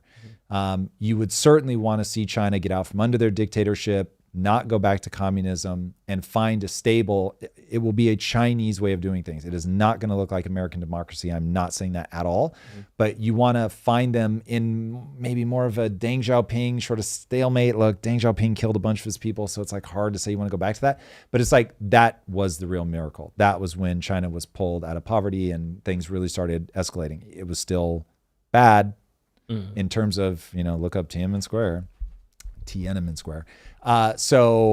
But something like that, where it's got Chinese characteristics, to be sure, but like we're getting back to a free market economy, managing that in a uniquely Chinese way, to be sure, but like they were far more trusted by the international community. So you don't want to get on the other side of the Cold War and have them under your boot heel. That's not the goal. And I think that really stupid things happened with Russia because we had the mentality of we want to win instead of like, we want to see them do well, but in a way that is compatible with Western civilization. And so had we, instead of trying to like gobble up real estate and everything and push right up against their borders when they fell in the 90s, if we had been like, okay, now this is going to be a very unpopular thing right now, and I don't know that this is the right answer, but it's certainly emotionally, directionally, I think correct. Like, what's the Marshall Plan look like for Russia, right? And so when we did that with Japan, we did that with Germany, helped Europe rebuild, not only was it tremendous for us economically, but it built allies because we actually helped them get back up on their feet. We now have a great relationship with Japan. So it's like we went from, I mean, just like the most racist, horrendous shit, putting Japanese people in internment camps, dropping nuclear weapons on Japan. And Japan was like, bro, they were in a dark place. They were as grotesque as the Nazis. So look up the rape of Nanking. Like it, I mean, just they did bad shit. So understanding that on the other side of that, you're not trying to be punitive. You're not trying to crush them under your boot heel forever. And you're trying to make sure that they're pro-Western. And so that ended up playing out phenomenally post-World War II. It is a huge part of the reason why America got to enjoy the prosperity that it got to enjoy. So if people can put that hat on with, okay, the goal at the end of China isn't to be like, haha, fuck all you people. It's to be like, cool, all right, we're back to a stable relationship. We found where we're way more cooperative now than we are competitive. Let's get back to something. Let's get back to like a 90s vibe, but actually it be real and not you guys be underground trying to take everything over. Let us not give you all of our manufacturing. Let us not instantly globalize. Let's be far more realistic this time. But that should be the goal. Yeah. And I'm glad you brought up Japan because China's foreign ministry actually has some spicy words for Japan. Yeah. And I quote, if Japan dares to intervene militarily in the Taiwan Strait situation, it would constitute an act of aggression. China will surely deal a heavy blow to it. If Japan dares to intervene, it will constitute, and China will surely strike back forcefully. Okay, he said it twice for some reason. I'm not going to play the actual Chinese dialogue. This is on the back. This is the same guy, though, that was like, oh, you guys want a trade war? Just to be clear, we'll do a trade war or any other kind of war that you want. Yeah, they're foreign ministry. And we will go all the way. Yeah, this guy does not play around. Yeah. This is like their Stephen Miller. Is how I read this guy. This is on the back, though, of the APEC summit that was a couple of weeks ago. The Japanese prime minister met with the Taiwanese delegation, and China felt some type of way about that. And then they asked the Japanese PM, oh, you met with them? And like, well, yeah, Taiwan's a delicate situation. She kind of brushed over it with politics speak, but it's a one China policy. So just acknowledging Taiwan and then meeting them independently of China is already kind of enacted. So here's the way to think about the relationship between China and Japan. Imagine for a second that someone raped your wife and they never went to prison. I didn't know we were going to start there. And, oh, yeah. They raped your wife. They did not go to prison. And you see them being treated well on the international stage because you're too weak to stop it. And you're in the gym every day. And you're like, I'm going to get big and strong. And a big part of the reason I'm going to get big and strong is I'm going to get that person back. That's China. China has beef with Japan. And they don't give a fuck that all the people that actually did it died a long ass time ago. That is irrelevant. Sheesh. China plays long games. China holds long grudges. China, yeah. So it's not good. Again, read The Rape of Nanking. Like this is a blood feud, to be sure. Is that what started it, The Rape of Nanking? I wouldn't be able to give you the starting point. Somebody far more educated on the subject would have to tell you all the complexities. Yeah. So I don't know. I doubt it. But that's the one that everybody I was about to say, because people talk about that so much, I was like, that must have been like... It was so peak their relationship of like the horrors that it's just what people talk about. Was it the start? Probably not. And you covered it in the intro, so I can't leave China without talking about it. The Chinese company BYD, which was a Tesla competitor and has now overshadowed Tesla outside of the U.S., is building a giant factory that is larger than San Francisco, 130 square kilometers. it'll become the largest site in the world for the production of electric cars and batteries. Okay. So hopefully people are looking at their screens so they can see just how big this is. But one thing I really want people to understand is how much the world is changing. So if you've ever watched like the Star Wars movies, the second trilogy, I forget what they call it, where you get like these like really high up views of the planet and it's just technology everywhere. It's like everything is built. There's no open fields, farmland. It's just manufacturing facilities. That's what this reminds me of. I mean, this is a scale that we don't understand.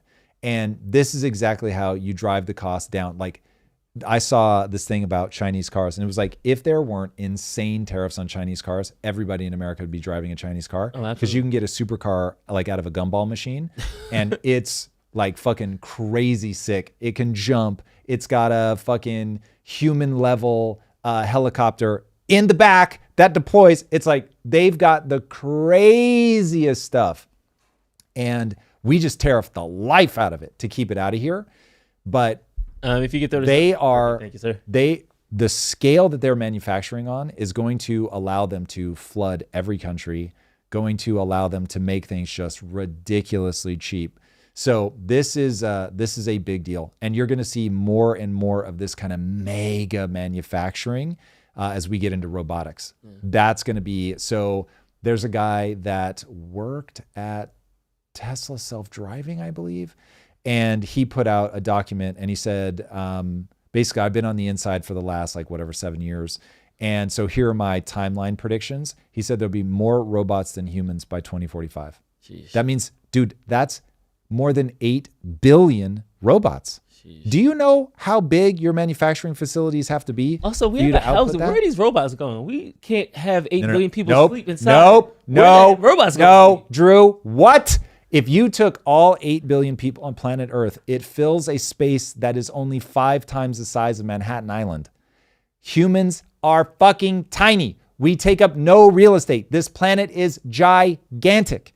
People have this sense of like, oh yeah, humans are fucking eating it alive. No, we're not. Like this is like retard speak. The people, where the robots gonna go?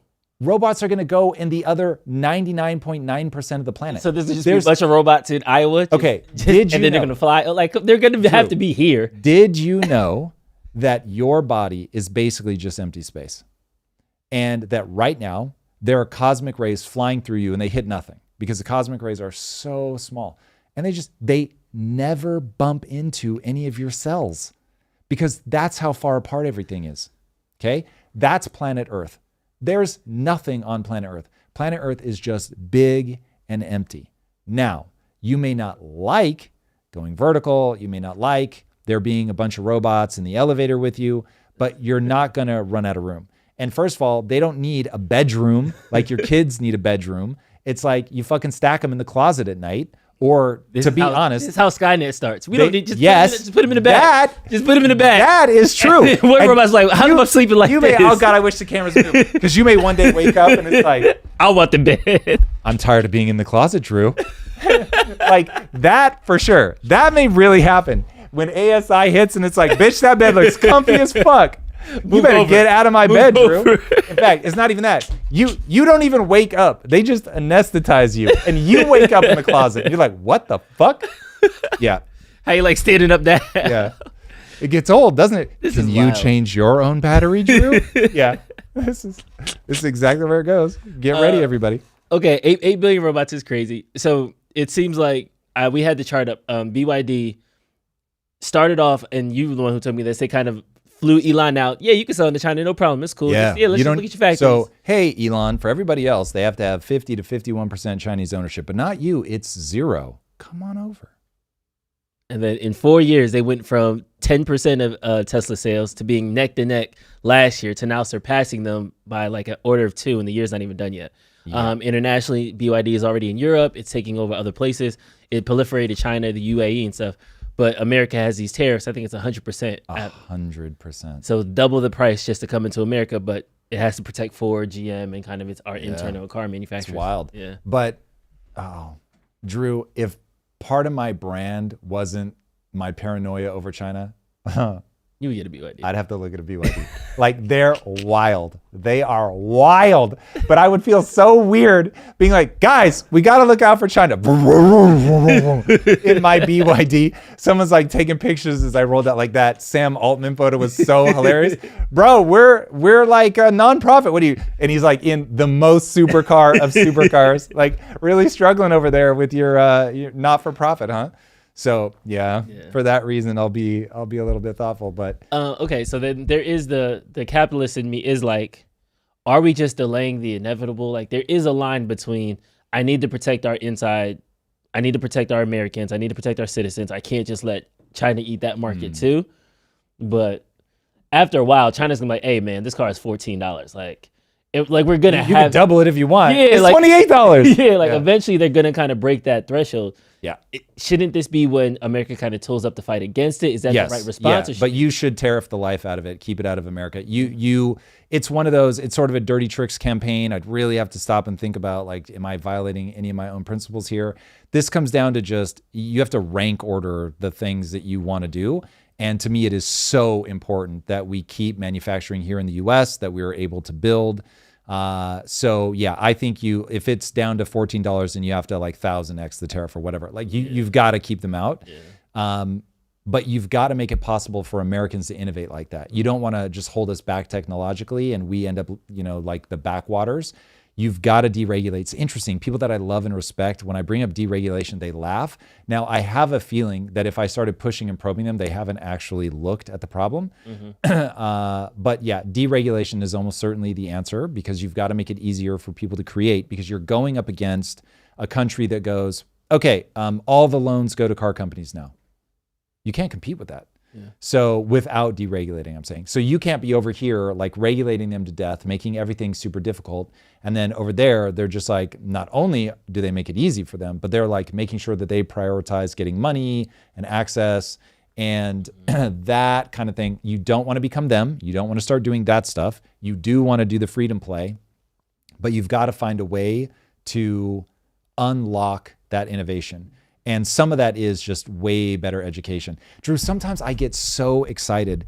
If you guys, look, if you're at all into anime, watch One Piece. It's not for everybody. I made my wife watch like 15 minutes of it. And she was like vomiting in her own mouth. She's like, I'm not watching this. But it is like, its message, at least I'm like, whatever, 128 episodes in or something. And you're speed running, bro. I don't fuck around. When I decide I'm doing something, I'm doing that thing, and it just gives one message over and over and over: have a dream. Your dream is going to be very hard, and go after it, even if you have to risk death. And then honor your friends. And it just beats that drum every episode. It is so like it gets me so amped. To see this kid go so hard in the paint for his dream, and everybody's telling him, your dream is dumb, it's never going to happen, you're never going to make it. But he just believes in himself and just keeps going. It's such a good message. So anyway, I want to see us instill our youth with that, because you start giving kids that message. Oh my God. Like those kids are going to grow up. They're going to be out in the marketplace. And we've been teaching them that they're victims, that life is just working against them, and that the only thing left is to be an activist. And it's like, bro, get great. Get great. Like, want to be the best in the world at something. Now, odds are you're not going to make it. So don't determine your value based on whether you accomplish it or not. Determine your value based on whether you're every day sincerely pursuing that thing, like really trying. Yeah. Anyway, thinking about that gets me excited. I don't see us making those investments, but I do see that 5 million people, I think, are now homeschooling their kids. That's a good sign. Yeah. We'll see. I'm curious, because I do think that we need another Manhattan style private-public relationship. On what? That's the thing, though. It's like I don't know exactly where we need to do it. I'm a sucker for education, but I think those will be diminishing returns. It'll just be the Department of Education times 2. But I'm like, we need to really be sober about this, that we did screw over a large amount of people for an entire generation.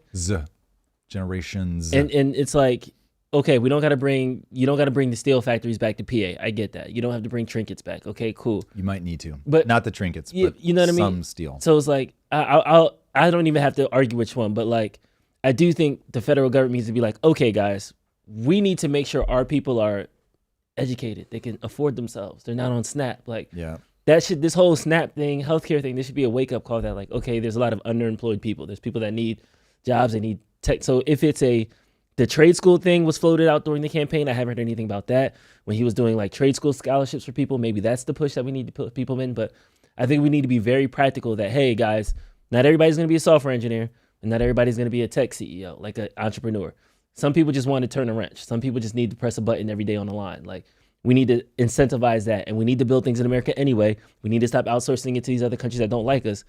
Let's just double down and do these things. You know what I mean? And I do. And then we have to have a plan for AI.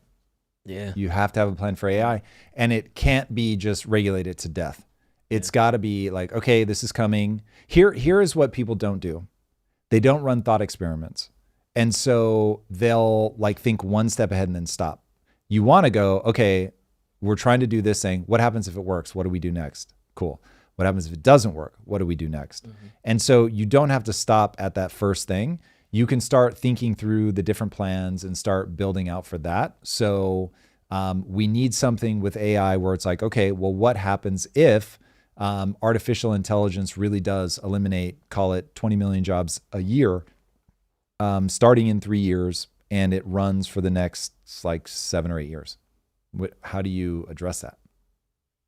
You need a plan. Yeah. So you want to talk about a Manhattan style project. It's not really Manhattan style, but if you got the best and the brightest minds on, okay, no, for real, what does that really look like? What are the key metrics that we're going to look at as we get closer to that? So like we just had the worst jobs report, October jobs report in 22 years. So it's like, is that a sign? Well, we've had it before. 22 years is long, but it's not that long. It's not like the worst October report ever or the worst since the Great Depression. But it's a sign. What's it a sign of? You know, and so you start looking at, just like we say, a recession is what, 4 quarters in a row? 2 quarters in a row? Anyway, whatever the number is. In a row where it's like, okay, we're now officially in a recession. So you want those things like jobs are now officially enter category here so that we know, okay, we need to start taking evasive action. Also, we put weird things off to the side and don't count them. So the official unemployment rate is like 4%, but there's something like an additional 8% that just aren't looking for work. They're prime working age, but aren't looking for work. You can't just be like, oh, it's a different category. We don't have to worry about that. Fuck that. You have 12% unemployment. So like we're not being honest about what things mean. We want to tell a story to get reelected. Remember, gain and retain, baby. Gain and retain. That's what the game is. We got to get out of that. All right. The shutdown just wrapped up. The TSA is open, and Kristi Noem is issuing bonus checks. How did you feel about this? I'm going to be honest. I'm not a big fan of Kristi Noem, but we were flying frequently over the shutdown. And the TSA, they were still there. They were still clocked in. They were still yelling at us to separate our laptops from our bags.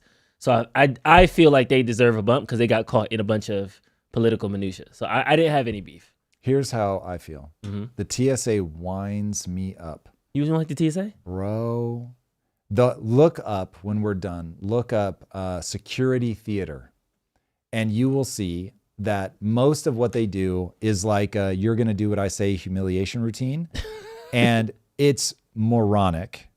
However, the people that didn't call in sick, not knowing if they would get back pay, that's gangster. And I am so stoked that she's giving them the 10K checks.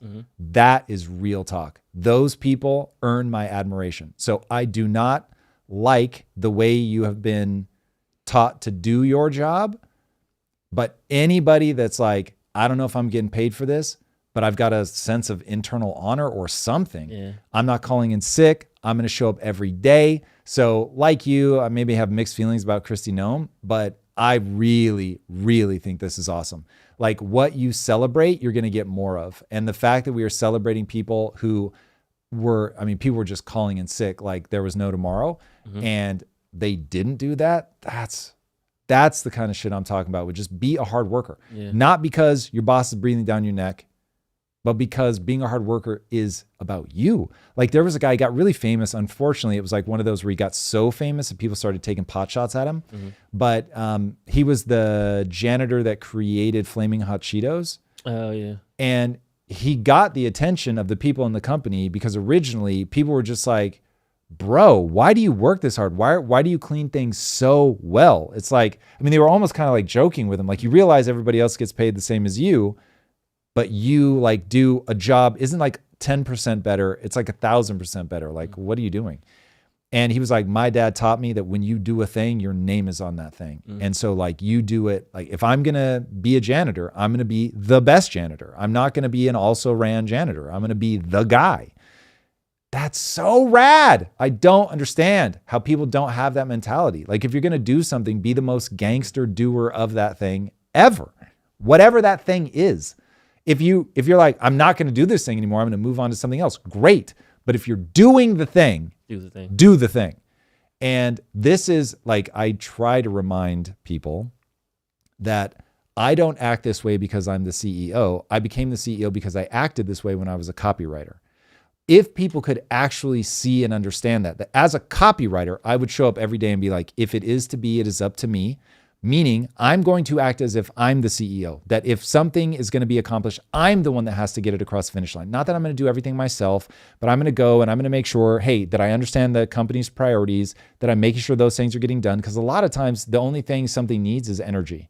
And so it's just like, hey, you said that you were going to have that thing done by this day, just checking in. Is there anything I can do to help? A trick I learned in film. And like, if there's anything I can do to help, let me know. And then if you take on, because people will troll you, they'll be like, oh yeah, this really horrible thing that has nothing to do with your job. Yeah, I could use help with that. Oh, word, man, I got you, no problem. And then you go do that thankless thing and you do it like in an amazing way, better than anybody else. They think they're taking advantage of you, but the owners of the company are like, what the fuck? Who's the guy doing that? That is just not the strategy people run these days. It's wild. That like reminded me of a conversation with my nephew because he's going through that right now because he's like, my boss doesn't really talk to me and I ask him for projects, he hasn't given me anything. And I'm like, bro, like take initiative, go do something, go talk.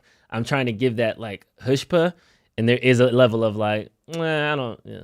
Here's the most heartbreaking news of myself, and I remind myself of this constantly. I go to my now father-in-law and I say, I would like to marry your daughter. And he says, you do not have my blessing, because I don't think you'll be able to take care of my daughter. Fair assessment of who I was at the time, by the way. But ouch. So then I was like, I marry his daughter. And he pulls me aside because he realizes, okay, well, you've married my daughter. So now her horse is hitched to your wagon. So, or her wagon's hitched to your horse. Anyway, you get it. And he's like, I'm going to give you some advice. It is the advice that I credit with making me successful. My father-in-law's success journey is insane. You want to talk about coming from nowhere and just outperforming everybody. Anyway, I hope he writes a book. It's fucking ludicrous. And he goes, here's the trick. And this is when I was like in full employee mode. And he goes, you need to know more about whatever subject is important to your company than anyone else in the room, than anyone else. You've got to know more about it. And I was like, sir, thank you. I appreciate that advice. My boss isn't like that. He doesn't reward initiative. And he just went blank and was like, my daughter's fucked. He doesn't say that. He does not say that. He's always very kind to me, but I can only imagine he's thinking, oh my God, like this kid is hopeless. And 3 years later, I pull him aside and I say, I want to apologize to you. That ended up being the greatest advice of my life. And I have the chills now remembering this. I have since adopted that, and I'm mortified that my initial reaction was to say, well, my boss doesn't reward that. Then fucking move on. Go somewhere else. Don't be the dipshit that realizes, oh, yeah, that's how you become the best, is you learn more about the thing than anybody else. And I was like, I rejected that advice, but I want you to know it, like I couldn't shake what you had said. And so it stuck with me. It took me a minute, but I got there, and now I'm obsessed with that. And now I'm starting to move up. Now I hadn't gotten to Quest yet at that point. And so, it wasn't like some big cathartic moment between us, but I did literally say, I apologize for that. I use that advice now on a daily basis. I'm extremely grateful to you for giving me that advice. And I've since now acknowledged him for that. And now it lands because, this success has come. But it's like, even I had the impulse to be like, but bro, like that, like my boss is not going to get down like that. And I was trapped inside of a frame of reference that didn't say, oh, if you have dumb boss, go find good boss. I just didn't run that algorithm. Yeah. And so the great irony is I started moving up in that company very fast. So it was like, not only, I was just wrong. Everybody rewards the person that can get results. Here's something, this winds me up about humans. So let's say that you're doing all this work and other people are taking credit for your work. Who's in the more powerful position? The person taking credit for your work or you? You, because you're doing the actual work. You're goddamn right. But everybody pisses and moans about that person's taking advantage of me. I'm thinking, I hope this motherfucker takes credit for my idea because now they're fucked. I'm the generator of the ideas. They're going to keep coming to me. And every time they come to me, they're in a weaker and weaker position. Now, I might be in a dead end in that company, but someone is paying me to develop my skills. And so I get to try all these things. This guy's taking credit for it. What the fuck do I care? At any time, I can leave. I can go somewhere because skills have utility. So I just interviewed a kid yesterday. And I'm like, when was the last time you were doing something just like the job that you're applying for now? I'm doing it right now. Fantastic. Now I'm going to ask you these hyper-tactical questions. I do this every day, young man. So take me into the weeds. Couldn't answer any of the questions because he doesn't have the skill. Now the skill has utility. So if he's really doing it, he'll be able to say, oh, you do it like this. You do it like this for this reason. I was just in there and I had to do this thing and this guy was fucking this up. And so I told him to do that. He could not map any of that. So I was like, yeah, you don't know how to do it.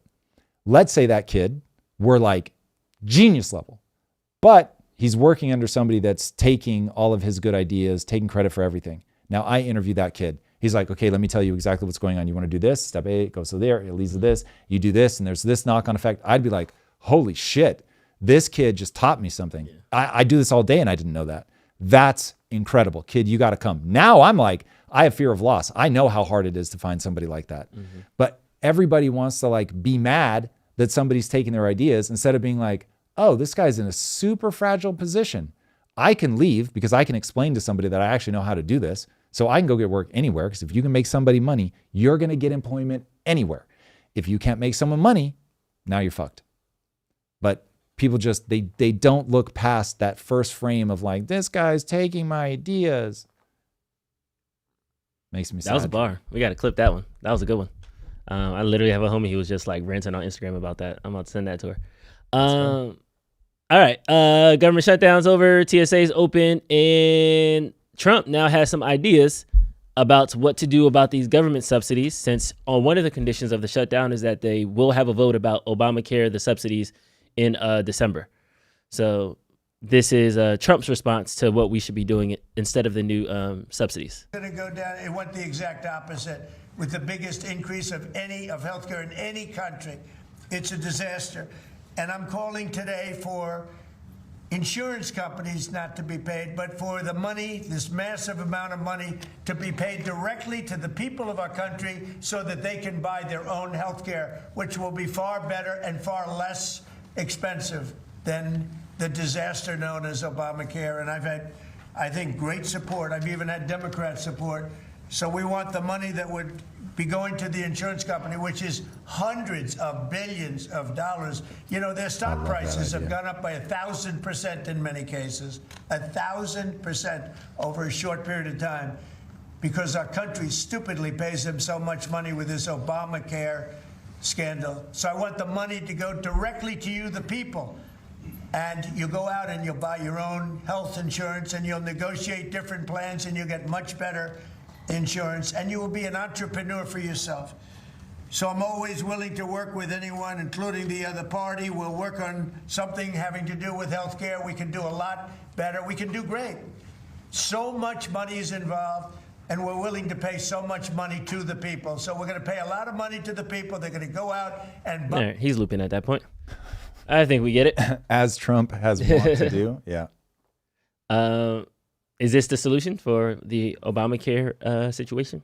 Drew, it is a potential solution. So this will be the interesting debate now to see people have, but they've got to drive down costs of healthcare, and the government subsidizing it will do the exact opposite. It will continue to bankrupt America.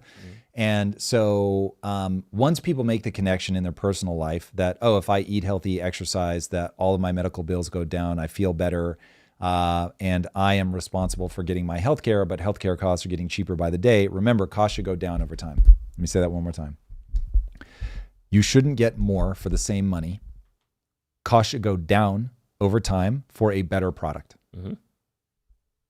Think everybody in the cheap seats heard that one? One more time. One more time for those in the back. Costs should go down as the product quality goes up. Okay? That's Moore's law. When you're talking about technology, that just is what it is. And when the costs go up over time, you're being robbed from. You're being robbed from a very noble source, the government. And what they're doing is they are printing money to buy votes. So people want things for free. Nothing comes for free. So they print money to make it look like they're giving people something for free, which causes inflation. But the reality is you've been told a lie. You've been told to believe that inflation is essentially a natural law, that it just happens. It doesn't happen. They print money. And therefore, the money supply goes up. Technology is gobbled up in inflation. That's the one where I'm like, oh God, if I try to explain it, people will have a more perfect picture of what's actually happening. They won't get it. They'll just glaze over. But it's nonetheless true. So when they say inflation is 2%, what they really mean is it's like 50%. I mean, I'm making that number up, but it's like, it's going to be some ungodly number because technology is just rapidly driving costs down. And then they're inflating through all of that to get back to zero and then plus 2%. So it's really wild, really wild. So anyway, we've got to find a way to get healthcare back into the public markets. And then we have to find a way to address, because we are in a democracy. And the reality is that people are saying healthcare is one of the things. We got to have it. Now, you can have it. You just can't have it and other things. So if that's the one that we're saying, cool, this is what we're going to do. This is what I do, by the way, in $1 Billion CEO or Zero to Founder, is I teach people, you tell me what you want to do. I'll tell you how to do it well. If I think that you're doing something stupid, I'll tell you. But like ultimately, my job is to help you do the thing that you want to do as well as it can be done. So if we're saying, got to have it, I disagree. But like if we're saying, got to have it, healthcare is a must, we got to make it free. Awesome. It's got to be in the private sector. People, you've got to give the private sector an incentive and ability to drive the cost down, which they will do through innovation because they're going to compete for the dollars. You have to have competition. Competition is how you drive costs down because you have selfish people that want to get rich. Great. So you have to create that mechanism. Selfish people want to get rich. They drive costs down through competing with each other, and they know that they have to offer a better service for less money, and that's exactly how they're going to win customers. You want to make sure that you don't allow them to get a regulatory moat because they'll use that to leverage against other people competing with them. And so then you'll get 5 big companies. They basically become a cartel and everybody's fucked again. And people are like, wait, what happened? So you have to avoid the regulatory capture. You've got to make sure that they're fighting like cats and dogs to get the next customer. And the answer will be something like that because of physics. So that is the way. And if you're not doing that, government subsidies make things more expensive and worse over time. One more time. Government subsidies make things worse and more expensive over time. So they've got to be at a minimum. You might do something to get the industry up and running, and then you've got to eject out. So early subsidies, but early subsidies are like, it's like taking antibiotics. Antibiotics will save your life. Take too many of them and it will end up destroying your gut and your whole life is fucking trash after that. So think of subsidies like that. Super good, limited, very tight control on that. Don't give them out too much. Be very careful.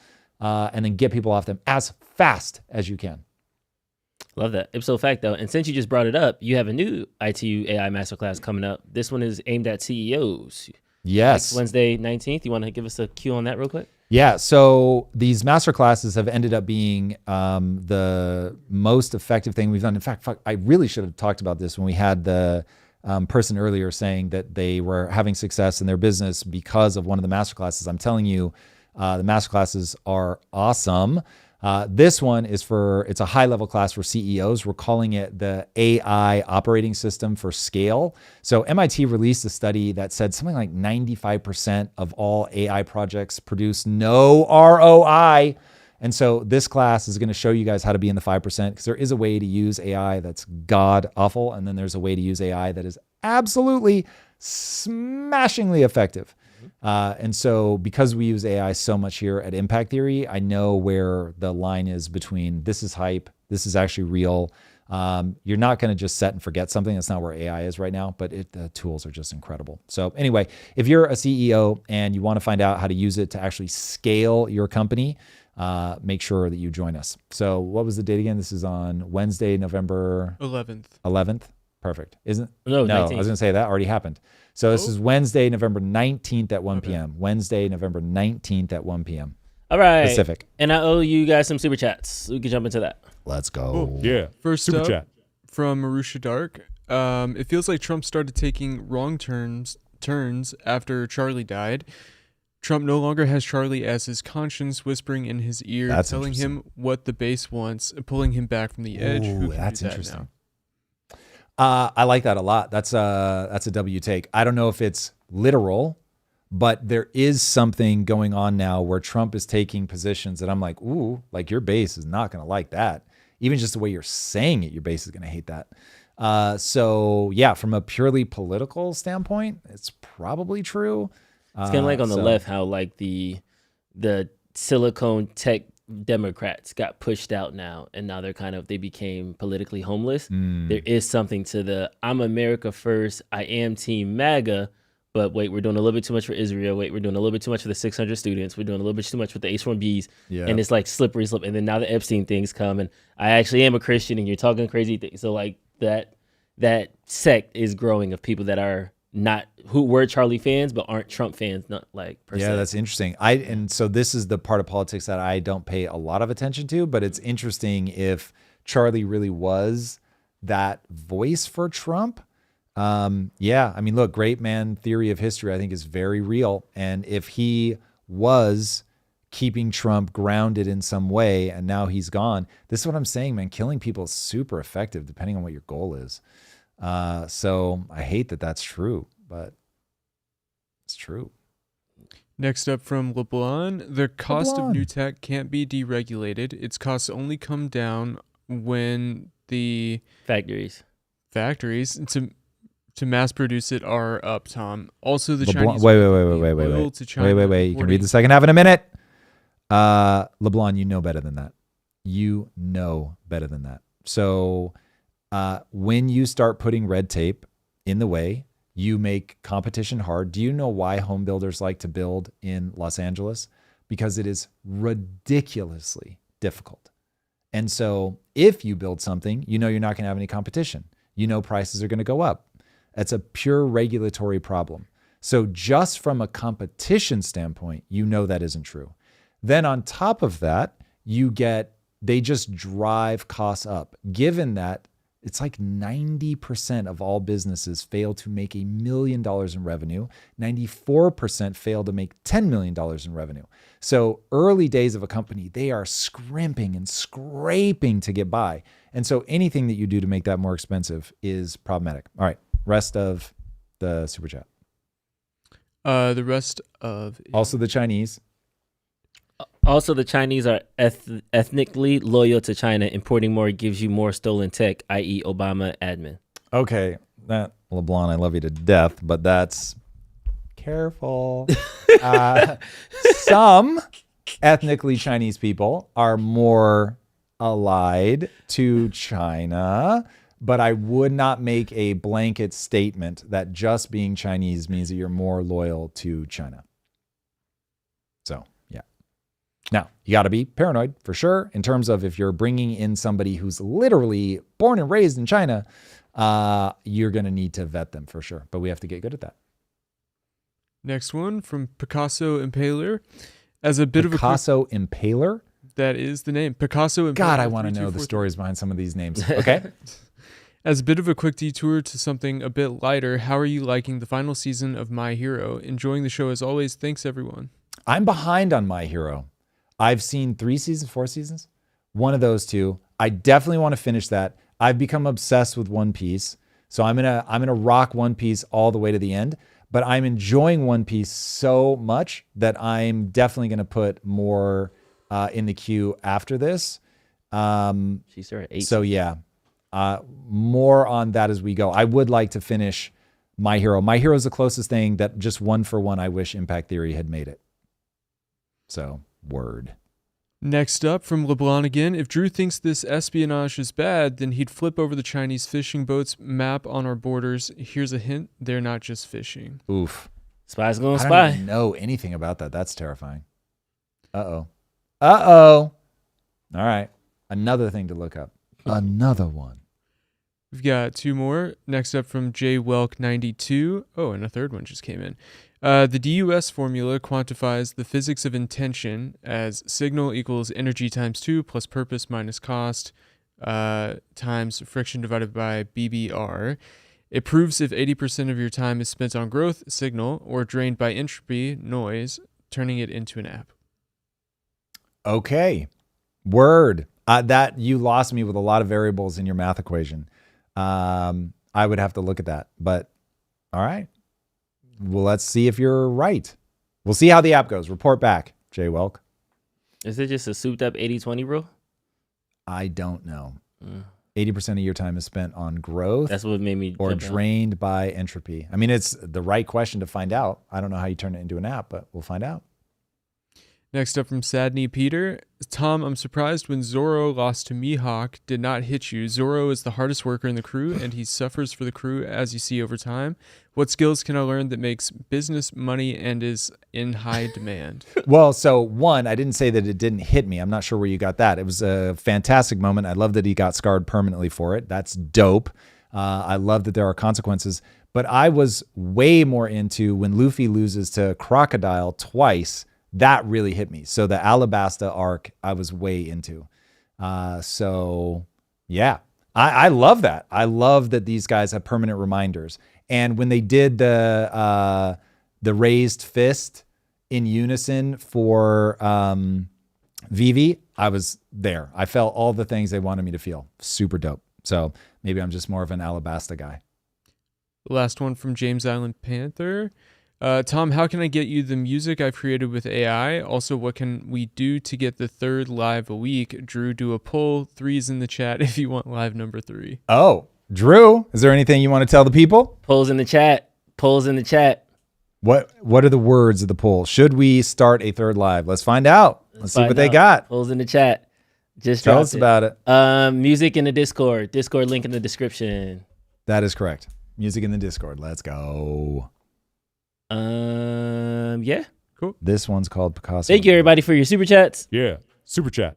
No Love doubt. it. Thank you, guys. Love it. Very The generous. Picasso person explain their name? I saw what looks like a second part of it. I didn't see the first part. Oh, man. So, yeah, I don't know. Tag me, guy. I also am curious about the name. All right. Yeah, Marusha, Demon Slayer's on the list for sure. Let's jump up into SEMA 2, the next gen in-game AI agent. Bro. Now, this was crazy because I'm not gonna lie, for the first like 30 seconds of the video, I'm like, oh, okay, this is just a video game AI. It's not nothing new. How dare you? I'm sorry. Then at the end, it was like, this can not only understand virtual worlds, it can then help us map the physical world. Ayo. And I'm like, is this just like a sandbox where we just throw that? There it is, Drew. There it is. Break it down. And you can build physics into games that match real life. And so now you have simulated data until the cows come home. This tweet, go back, not this one, that one. This is very interesting. So Google just solved continuous learning, and the implications are bigger than most people realize. SEMA 2 isn't a better game bot. It's an AI that improves itself through experience without human annotations. Bro.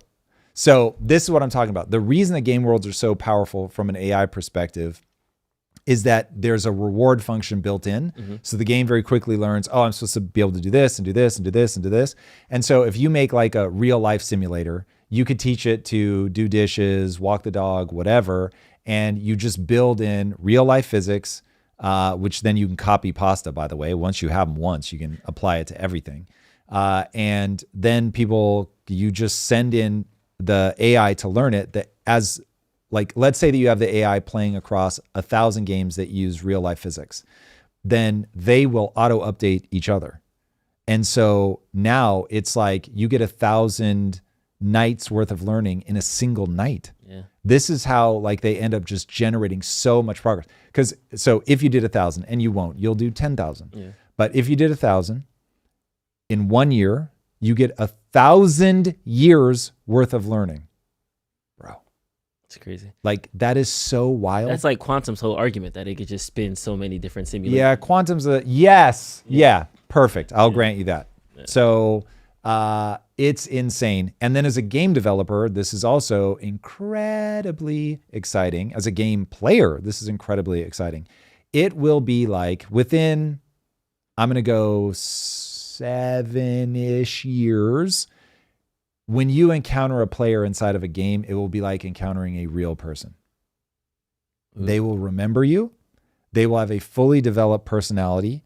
They will speak in a way that's indistinguishable. You'll probably be able to choose, or the developers will choose, whether you want it to sound like an NPC or whether you want it to sound like somebody that you just met. So they could be like, welcome, Drew, I see you.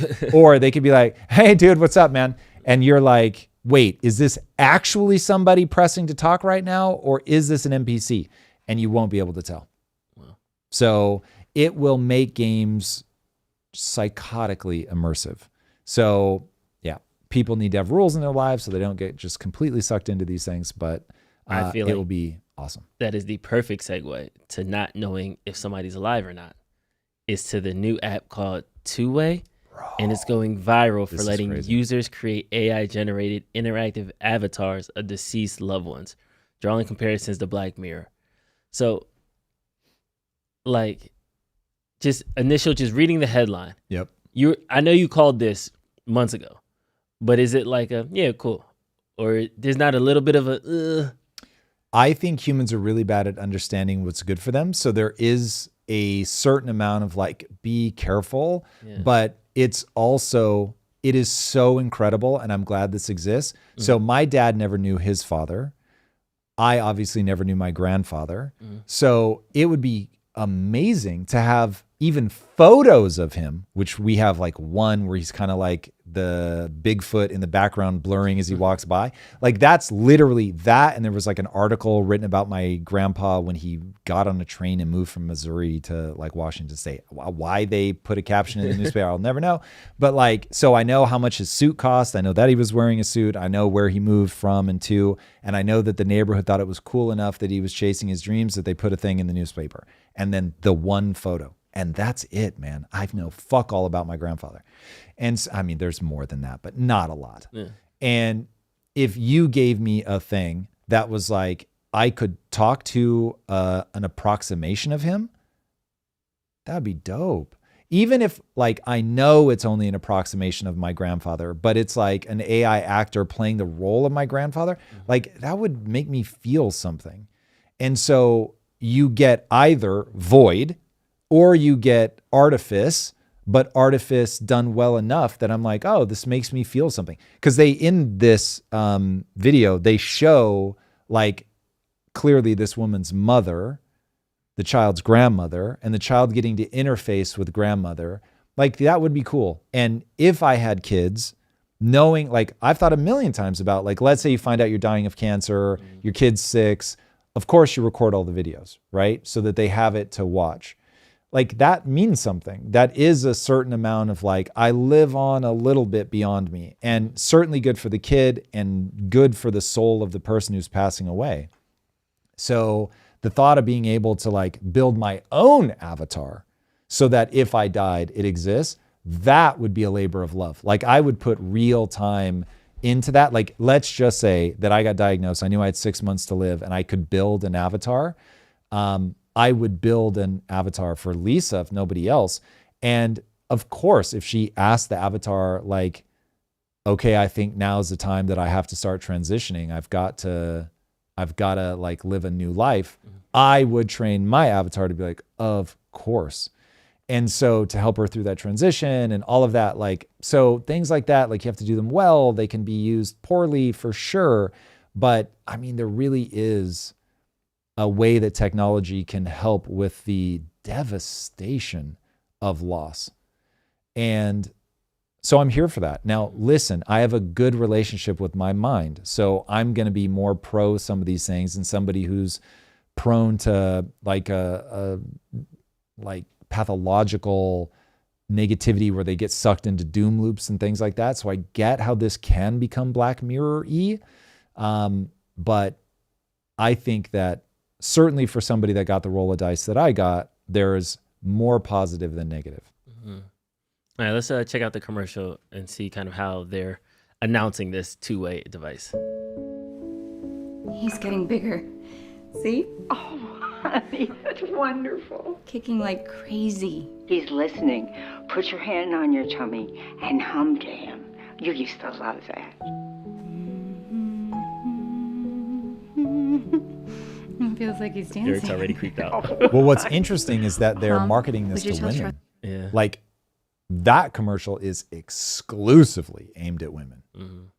So it's very interesting whether that will end up being true, that like women just have a much bigger response to this emotionally because it's all about relationships and loss, and that they just have a way bigger reaction to that.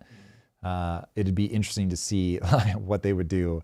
What about Is it with the kid growing up? Stop. Grandma, stop talking. Just tell me one thing. Look who's gonna be a great grandmother. Oh, Charlie. Also, in 20 years, the phone looks the same. She says that he's been kicking a lot. Form though. factor of the phone. Like, Well, it's a little too see-through. much. I took it out of me. Tell her I took it out to of put me. her 10 hand years, on her when he was tummy 10, it was see-through. and hum. I guess the iPhone 55 Yeah, will look yeah, the yeah. same, if that's the case. You would have loved this moment. You can call anytime. What's interesting is I think this is pretty unrealistic. I don't think a kid that never met their grandmother is not going to have like a long ongoing relationship. It would be a curiosity factor. You would treat it like you would treat photos or a video. Like you'd pull it out every now and then. You'd sit down with mom like, oh, I wonder how he'd answer this question. Then you'd be like, Mom, is that really real? Is that what he was like? And she'd be like, well, yeah, like, you know what I mean? So you'd use it in that way. You're not that kid would end up developing a relationship with something that looks like his favorite character from a video game or a TV show or whatever. That's far more likely than grandma that you never met. But And then this is the last bit, how they Mom, I map just it. need a quick video. Is this like an audition or something? No, Mom. Just 3 minutes. You need my best side? Can I see another one? I can play the piano. She's so talented. I am. I'm your mother after all. that's so wild, man. Yeah, I mean, look, I get it. Like Native Americans supposedly thought that their soul was being captured when you took a photo of them and they were really sketched out by it. Apocryphal probably. But this, I get some people are not going to like it. I love it. I guess my thing is I'm okay with the avatar. I'm okay with leaving something. If I had untimely passing, I would love to say, hey, Lynn, you were good. I loved you. You were always great. Like, I would love to give her that reassurance in passing. But don't build a chat bot off of me. And then I'm like, you know what? You are right. You should do that thing. I just turn it to like a chat GPT. Hilarious. Like, no, I don't want, like, I wouldn't have said that. Like there's certain Right. things that the what if is a driving factor, not let me get this. This is why Technological I would down want to for- build it. Yeah. I would want to like try to jailbreak it, ask it 1,000 different questions, like give it answers, do the reinforcement learning. So I'm like, yes, I would say that. No, I would not say that. I would say it more like this. And if it's good, I mean, to be honest, like ChatGPT has learned to write much more like me because I've given it so many scripts of things that I've written. But it's still like, if you just hit publish, I would be mortified. So this is probably not something that's good today, but will it be good in 5 years? Yeah. Yeah, we'll see. Somebody in the chat said, I'm so glad I don't have children. Well, somebody in the chat also said this video is gay, so you never know what you're going to get in chat. Okay. In the poll, wait, did Did I not? I still see it's up. 86% yes. That's what I see. Oh, wait. I think I closed it instead of ending it. 86% yes. Either way, you did it, guys. New live is coming. Let's go. Live number 3. You vote and you receive. This is how democracy should work, guys. When does it start? January 5th. All right. That there Monday? it is. January 5th. We back. Let's go. Live number 3. Now you better show up. We I into don't it. know who asked that. No but kidding, right? You better show up. This is interesting though. Okay, so we're getting a lot of these breakthroughs and things are kind of coming into fruition. The next question, we're talking about jobs a lot. We're talking about robots a lot, but we do need to have this ethical conversation because is there going to be something that is off the table? Like after a while, death avatars, gray area, not morally wrong, but I think the person just needs to consent. If the person consents, great. But if you don't want to have somebody train an avatar on you, you should be able to opt out of that for sure. Yeah. For sure. But is that the only, because I don't know, I'm thinking of like the second and third order consequences. Like when streaming first came out, we didn't necessarily think that it was gonna, like when Google Glass launched, it was an invasion of privacy. Nobody wanted to do it. Now Ray-Ban has streaming glasses. You can stream and do all those things everywhere. Yeah, so kind of the consent thing kind of went out the window. So is there a level of us losing that? I don't want to say what it means to be human because I don't want to be too tongue-in-cheek. Go that far. But Sure. like, yes, there is a certain level of like things need to end. We need to kind of let things go. What it means to be human is definitely going to change. The odds that we're able to radically extend human life border on 100%. Mm-hmm. So now it's like, yeah, all the things that we think about, well, death is inevitable. The only things that are, forever are death and taxes. Like, yeah, those things are going to change. And there will be a lot of friction around it. You're going to get people that are going to be weird. There are going to be murders that happen as we start extending human life. I promise you, there are going to be people that feel some kind of way about that. So this is normal human stuff. It is absolutely cold comfort to anybody that gets killed, has a family a member that they love got killed over this argument. Hey, don't worry though, we get on the other side of this. That won't matter to them. It will be a tragedy for them. But nonetheless, we will get on the other side of this, and these things will happen because humans have proven from time immemorial, if the technology offers an advantage, they cannot stop themselves. It will be made, whether it's nuclear weapons, whether it's AI, it's going to happen. And so now it means what it means to humans. And humans will bathe themselves in pornography, the dopamine loops of social media. Like you do it all, and then you look and go, ooh, like, that wasn't great. Kids are getting so much more anxious. Kids are tapping out. They're easily manipulated, whatever. And so then you start changing either regulations or just what we consider normal. And so parents start saying, you can't have a phone until you're 13. You can't have a phone until you're 16, whatever. And you start doing the things. And then kids themselves start becoming aware of the problem and realize, oh, yeah, I don't want to spend that much time on my phone. And so, hey, my friends get together once a week and we all leave our phones at home or whatever. You'll see that kind of thing happening.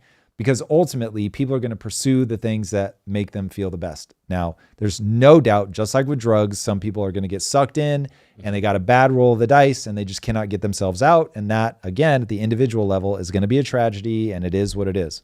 But we tend to rebalance and get on the other side.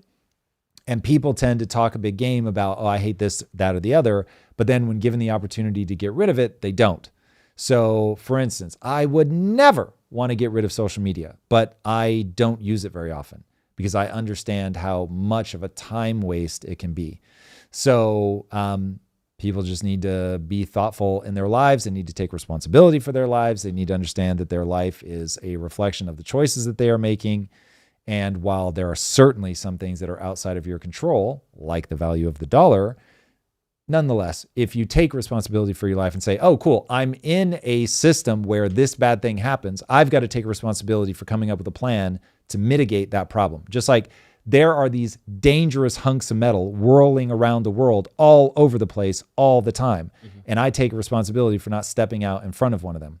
Shout out to Lauren. Lauren, I know sometimes it can't be avoided. It can happen to any of us, but nonetheless. Game lover, great question. Computer avatars. Yep. Completely sentient, or a clone of yourself. Which would I do? Yeah. Cloning doesn't matter at all because cloning doesn't matter at all. Literally not at all. Right. So we're talking like Dolly the sheep clone, right? It's literally my DNA. Yes. Yeah, that wouldn't be me in any more fundamental way than honestly the like AI perfect chatbot would be. What if for I said it's a me. robot like clone? Like you're mapped on like a. I would much rather have something that had my personality than something that had my DNA. Gotcha. Because my personality is a confluence of all these complicated things. So, for instance, your gestational exposure to testosterone, as one example, will have an impact on your entire life. Same DNA, but if another version of me is raised in a different amniotic sac, which obviously they would be, they will be fundamentally different than me. I don't understand why people clone their pets. Like the odds that they end up being the same personality are zero. It's not like near zero. It is zero. So, I mean, they might be similar in the way that like two brothers are similar, but I mean, you're raised in different times. Like think about how different you are from your parents just because you were raised in different generations. So yeah, and your parents are 50% the same as you. And you're not like 50% similar. You're like, I can't even relate to my parents. My parents are crazy. Like you respond differently to a whole bunch of different things. You might both like, my dad and I both like black licorice. So you're like, oh, that's weird. Like how crazy. My dad has big fucking ears. So yes, I certainly recognize myself. I do not need a paternity test. My dad at my age looks exactly like me. So is the black licorice thing like you guys used to eat it together? Yes. And it was like, and everyone else looked at us like we were crazy. And we're like, this is delicious. That might be black licorice is one of the greatest things in the world. You're getting excited. No, I was trying to give you the whole like nostalgia thing. We went to Australia together. Cool trip, Dad. Thank you for going with me. And we discovered Australia really does make the best black licorice on planet Earth. For a while, I was importing black licorice for my dad and I from Australia after this trip. But yeah, black licorice is great. If you like black licorice, your passport should get revoked. Like you need to be on a no watch list. I need to make sure you're not reproducing. You need to be on a watch list. That's somebody said tail or fly, but I'm gonna tail like, either have a tail or like fly. But that's a stupid question. I'm having a better question. Like a would you rather? Yeah. What's your superhero power? Superhero. I know my magic genie answer. My superhero, like it has to be off the shelf. Like what superhero would I most want to be like? I would say what power variation? Because don't be like Superman because he's like 6 different things. Like I could be super strong. I could be invisible. Right. I could fly. I could. Probably physically impervious is the wisest one, unless you're going to give me like mega intelligence. If you'll let me take mega intelligence. Like Luthor type thing. He's not smart enough to be worth the trade. You need somebody like Dr. Manhattan. Oh, okay. But he's like, he can rearrange atoms. Yes, but I didn't ask for that part. I'm just taking the intelligence part. Okay. Like his ability to predict and like all that stuff like is off the charts. All right, got you. All right, I'm off the fractal. Marisha said, I am racist against black licorice. All licorice matters. All licorice. It does. But keep in mind, licorice is a flavor. So red licorice is not licorice, just for the record. So licorice is a thing. Technically you shouldn't have to say black licorice. It's just licorice. So licorice tastes like black licorice, but red licorice is just a better thing that stole its form factor? How dare you? For the third time. It has its form factor, to your point, and it's like strawberry flavored. It's not licorice.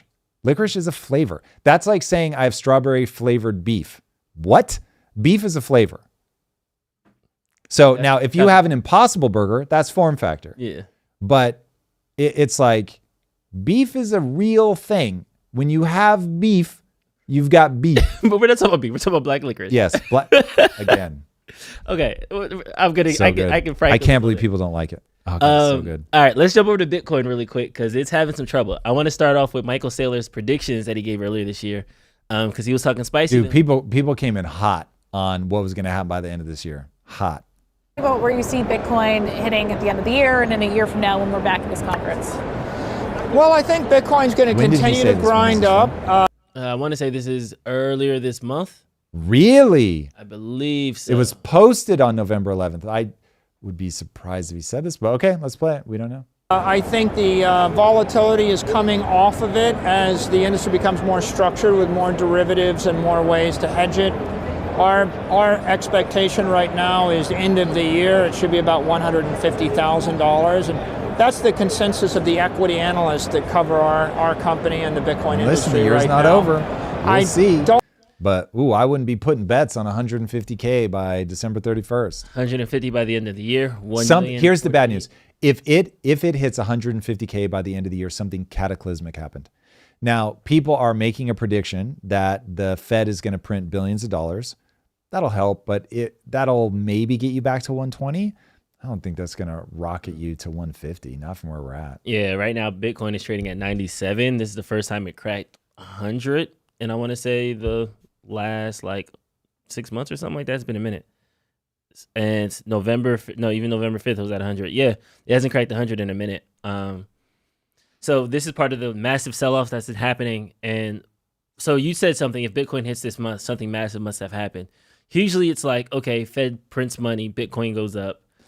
Bitcoin doesn't move like that. That's just the thing I could think of. So if you think of Bitcoin like a tech stock, you'll be less confused. If you think of Bitcoin as already being perceived as digital gold, you'll be confused because it doesn't move like gold. Gold and Bitcoin were moving in opposite directions like a month ago. Yeah. So while I believe that really is the long-term value of gold, what people like about it right now is its volatility. That's not what they're going to like forever, but that is certainly what they like right now. And so that volatility, they're trading against it. They're in, they're out. And so you're going to see swings like this. As somebody who treats it like digital gold, this kind of stuff does not bother me in the slightest. So this doesn't raise my blood pressure. My heart rate doesn't pick up. But keep in mind, I also keep cash on hand. So I've got roughly 3 years, not literally in my house, but I keep access to 3 years worth of hyper liquid things. I get that that's a unique position, but if people don't have 6 months, ideally you'd have a year where you're like, I don't have to worry about anything. I've got 3 years. That would be my advice to everybody. If you can get to a year, you're in pretty good shape. That way you're never panic selling. Yeah. So yeah, you don't want to be in a position. So when I put money into Bitcoin, I said, I'm probably not going to touch this for 15 years. So Bitcoin's deployed. It is what it is. I don't need it I wouldn't have to change my lifestyle at all if it were down for years.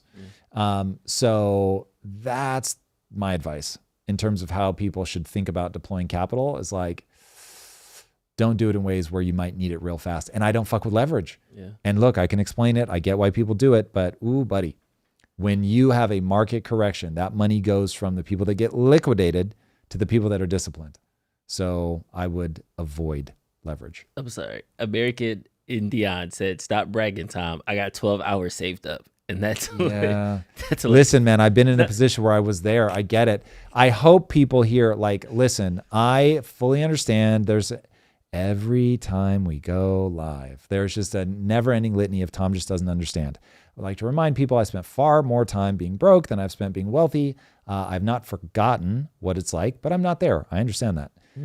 So nonetheless, as somebody who's been on both sides, the real stress comes when you're like, ooh, things are uncertain and I can't afford my car to break down. I can't afford to lose my job. That's where it gets really spicy. If you know, okay, cool, I've got 3 months, a 3-month runway. And so if I lose my job, as long as I find another job in 3 months, I'm good. I know that it's hard. There were times in my life where doing that was very difficult. But you get to a point, for me, it was when I got married and my wife was like, hey, I'm not comfortable with the level of risk that you're taking. Then we started slowly putting money away. My wife clipped coupons for a long time. I kept her broke, and I was broke before that. I kept her broke for almost a decade. So yeah. I know what that's like. I think the interesting thing is I've learned that this was when I went through the Dave Ramsey thing, the financial independence. Margin is something that we don't talk about enough. Everybody talks about how much you make a year. Everybody talks about how much your bills is, but that gap is where you really can do some damage. You can invest, you can pay off debt, you can invest. So a lot of times when we say, I make this money and I'm under my head, it's You either got to make more money, side hustle, sell something, whatever, or you got to lower your expenses. I have a very old car, but it's my car. I got my hands in it. So I take pride in that, so that way I don't have a car payment. So it's like little things like that you can kind of find that alpha in those ways of like, okay, maybe instead of going out to eat 6 days a week, I go out to eat 4 days a week. And the other 2 days, I just steak and beans it or whatever it is. And you then put that money into something that returns. That part. Like that's the key. And if you're trying to both get a return and make sure that you have access to capital if you need it, put it in like short-term treasuries. I'm not saying the government doesn't have its problems. It does. But like at least in a short-term treasury, you can get out pretty fast, meaning the U.S. government is never going to get to the point where it says, if you put in $100, we're not going to give you $100 back. They'll just put you in a point where the $100 only buys $35 worth of goods. That they will do. But at least it's safer than like, oh, it's just sitting in a checking account. And now it went from $100 to $35 of purchasing power anyway. And I was never gaining anything on it. So you can put it in short-term treasuries, pick up your 4 or 5 points, whatever. And at least you're getting some return. So yeah, that would be, again, I'm not legally able to give financial advice. No so financial none of this is advice. financial Your advice. t-shirts. Just like friend to friend. I'm just saying, think along those lines. We're seeing these seismic hits all over the market now. And I think when crypto usually follows it, that's a bigger, larger indicator of something. Some people are saying this is just how the cycles play out, bro. Rock it out. Yeah, but you're in an everything bubble. You really are. So everything's overinflated. You've got so much money sloshing around the system. Raoul Pal talks about this a lot. Pay attention to what Raoul Pal is saying about liquidity. Liquidity drives everything. So when people have a ton of money, they're constantly trying to put it somewhere. And for me, a fun barometer is how are Pokemon cards doing? If Pokemon cards are killing it, then there's too much money in the system because now people are like investing in the dumbest shit ever, like ultra high risk.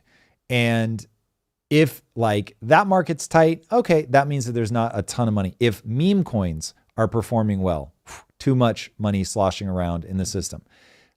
If stock market, Bitcoin are doing well, doesn't necessarily mean that there's a ton of liquidity in the system. But when there's liquidity is drying up, then you're going to be in a totally different situation. You've got, when there's a lot of liquidity, people are constantly chasing the returns. And so they're just like filling every crack and crevice. They're going farther out on the risk curve. When liquidity is drying up, people retreat back to the safest things that they can get their hands on. So this is why they talk about the risk-free rate of return. When there's not a lot of money, then people are going to be in the least risky things. This is when they talk about, is this a risk on or risk off period? If you're in meme coins and Pokemon, it's obviously a risk on period. If you're largely in stocks and bonds, stocks are risk on, but you can be more conservative. And depending on how you divvy up your portfolio, that's sort of the classic, right? So you've got a very meaningful, I think that's normally the 60-40 split. So that's like classic. The liquidity is the thing to look at because liquidity is going to tell you what's happening. So when you see people selling off like that, you're seeing at least a momentary drying up of that liquidity. But the question is, where did that money go? And so if that money is deployed back into bonds and stuff like that, like it's just moving around, people are adjusting their risk appetite. If people got liquidated, it's literally poof, it's gone. That money doesn't exist anymore. And so now you're going to get very different behaviors. That's the kind of thing where you can get a contagion effect and it just sort of knocks on. So it does become very important to understand, where has the money gone? Is there still the same amount of liquidity and it's just moving into different things? Or are we actually watching people get obliterated? Now, usually when you see a rapid decline like that, it's inevitable that there's a lot of people taking a lot of pain. And so they'll say $1 billion, it just evaporated in the stock market. That's because you're getting a mix of people actually getting eliminated from the system through margin calls, and just the stock value is down. So even if they sold every share, it would only generate, however much less money. So again, my thing is the fluctuations are always going to happen, but there are other, like duration, how long is it down for? Liquidity, that's important. Looking at layoffs, massively important. So you start paying attention to all of these as a gestalt, and you start getting a far clearer picture of how long this is likely to last. Also, valuations, that's a big one. So are we tied to fundamentals, or are we just like all over the map? We are not tied to fundamentals. We have not been tied to fundamentals for a while. And this is why you get Buffett backing out of the system. This is why Michael Burry's like, what are you guys doing?